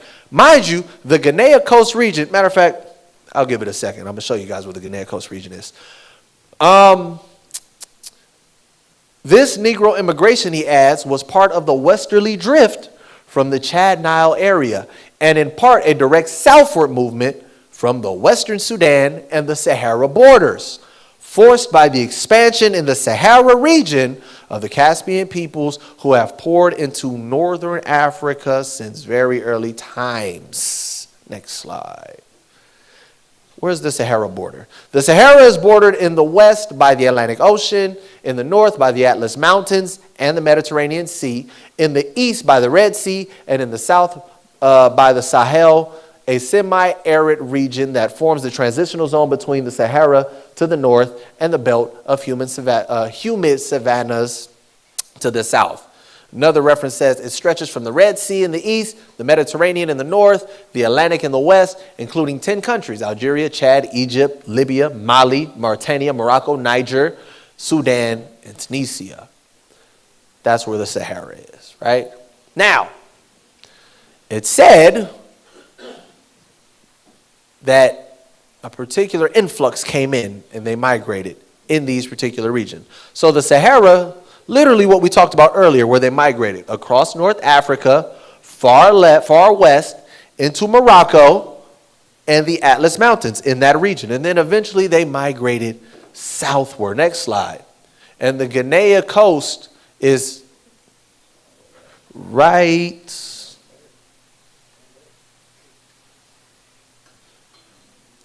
There we go. The Guinea coast, this whole region of West Africa. That is the Guinea coast. The areas where the Jews were. Next slide. And then again, we see it here. Part of Negro land, Guinea. That whole area is the Guinea coast. Next slide. So, summary. Early AD, the Jews fled to various regions near the Caspian Sea, Europe, Northern, and East Africa. Ancient Hebrews had a distinct cranial structure, dolichocephaly. The earliest inhabitants of Europe, early AD, same time we fled Israel and went to Europe and North Africa, they had that same cranial structure, the inhabitants at that time, the early inhabitants of Europe. Dolichocephaly is a distinct attribute to the Negro race today. So it was the same cranial structure as the Jews back then, the original Europeans, and the Negro today. Cranial structures in West Africa were originally brachycephalic until the migration populace immigrated to West Africa from the Chad Nile region as well as the Sahara region. So near the Nile River, near Chad, they migrated west into West Africa. And originally they had a different skull structure, but then there was an influx from an immigration. And then they had this particular cranial structure, dolichocephaly. History also shows that the Jews migrated from the Sahara and Chad Nile region. So, what is dolichocephaly? How many of you guys know somebody with this type of head? We call it a hook head. How many of y'all know somebody? Look to your left, look to your right. Look to your bishop.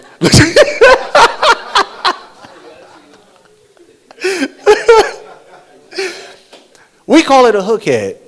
The scientific term is dolichocephalic or dolichocephaly, right?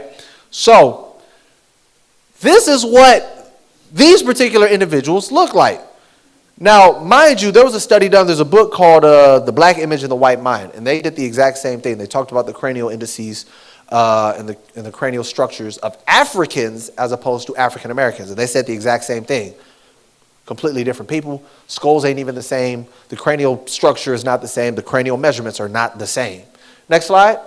This is what prognathism looks like. So you see the Caucasian, it says straight. African is prognathic, meaning they have a wider, broader jawline, right? And then Asians, it says it varies. Next slide. So you see do you see his jaw and how he has what they call strong features? That's what prognathism looks like. The little hook in his head, that's called dolichocephaly. White people ain't got that. And then it's this thing called platyrrhine, which is broad nose. White people ain't got that. Next slide. Same jawline, broad nose, hook head, dolichocephaly. right? So we went through the culture. We showed that the Jews resided in these areas. We showed the migration pattern. We now showed even the anatomical or skeletal structure, cranial structure, whatever you want to call it, pattern. We are literally able to backtrack through the cranial indices. How? Well, because they said this particular cranial structure is specific to the Negro today. This particular cranial structure was not originally in West Africa, but there was an immigration, an influx from an immigration. Well, the Jews had an influx, the immigration into these areas. The original inhabitants of Europe, or the earliest inhabitants of Europe, had these particular cranial structures, early AD, even to late BC, because we were there at that time too. And the Jews migrated to all those areas. So that's how we would backtrack back to Jerusalem. Last slide. Remember we quoted this earlier? You can't really know where you're going until you know where you've been. I want a scripture. Let's go to Deuteronomy.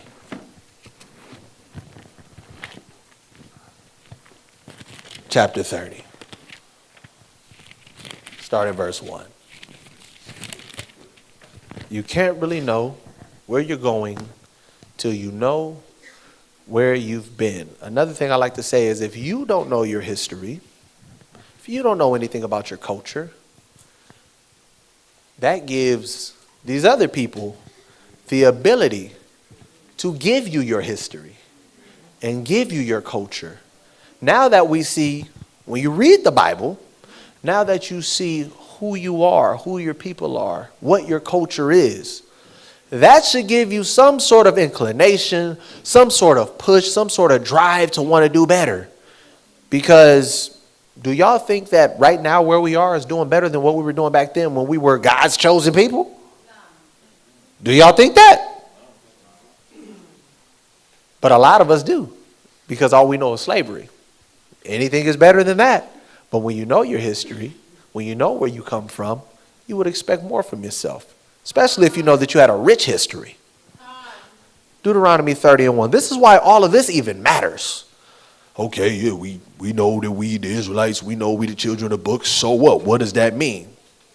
Read that. And it shall come to pass, when all these things are come upon thee, the blessing and the curse, which I have set before thee, and thou shalt call them to mind among all the nations. So when we've gone through all of these things, we've been hit with the blessings.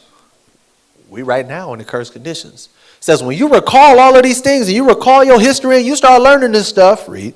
Whither the Lord thy God hath driven thee, and shalt return unto the Lord thy God, and shalt obey his voice according to all that I command thee this day, thou and thy children, with all thine heart and with all thy soul.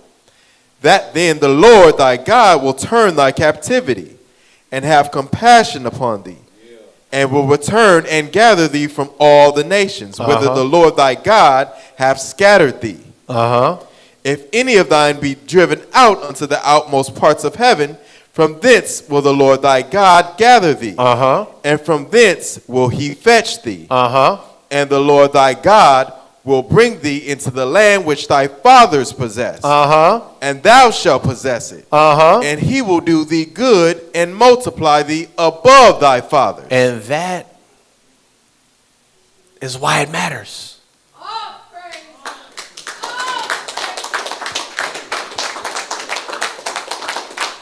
When you know where you come from, when you know your history and you know you have rich history, you have this thing called self-worth. And when we see all the things that our people are doing right now, a lot of times we're okay with it. You know why? Because that's black culture. But now we've been shown what true black culture is. We need to live according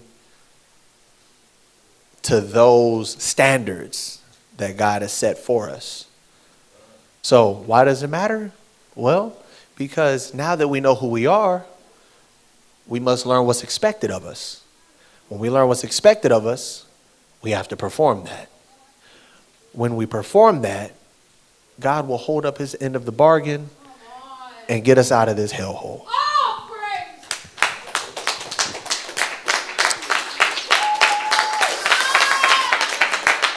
All praise to the Most High. Any questions? Everybody like, it's late, I'm tired. Any questions? If not, that's the presentation.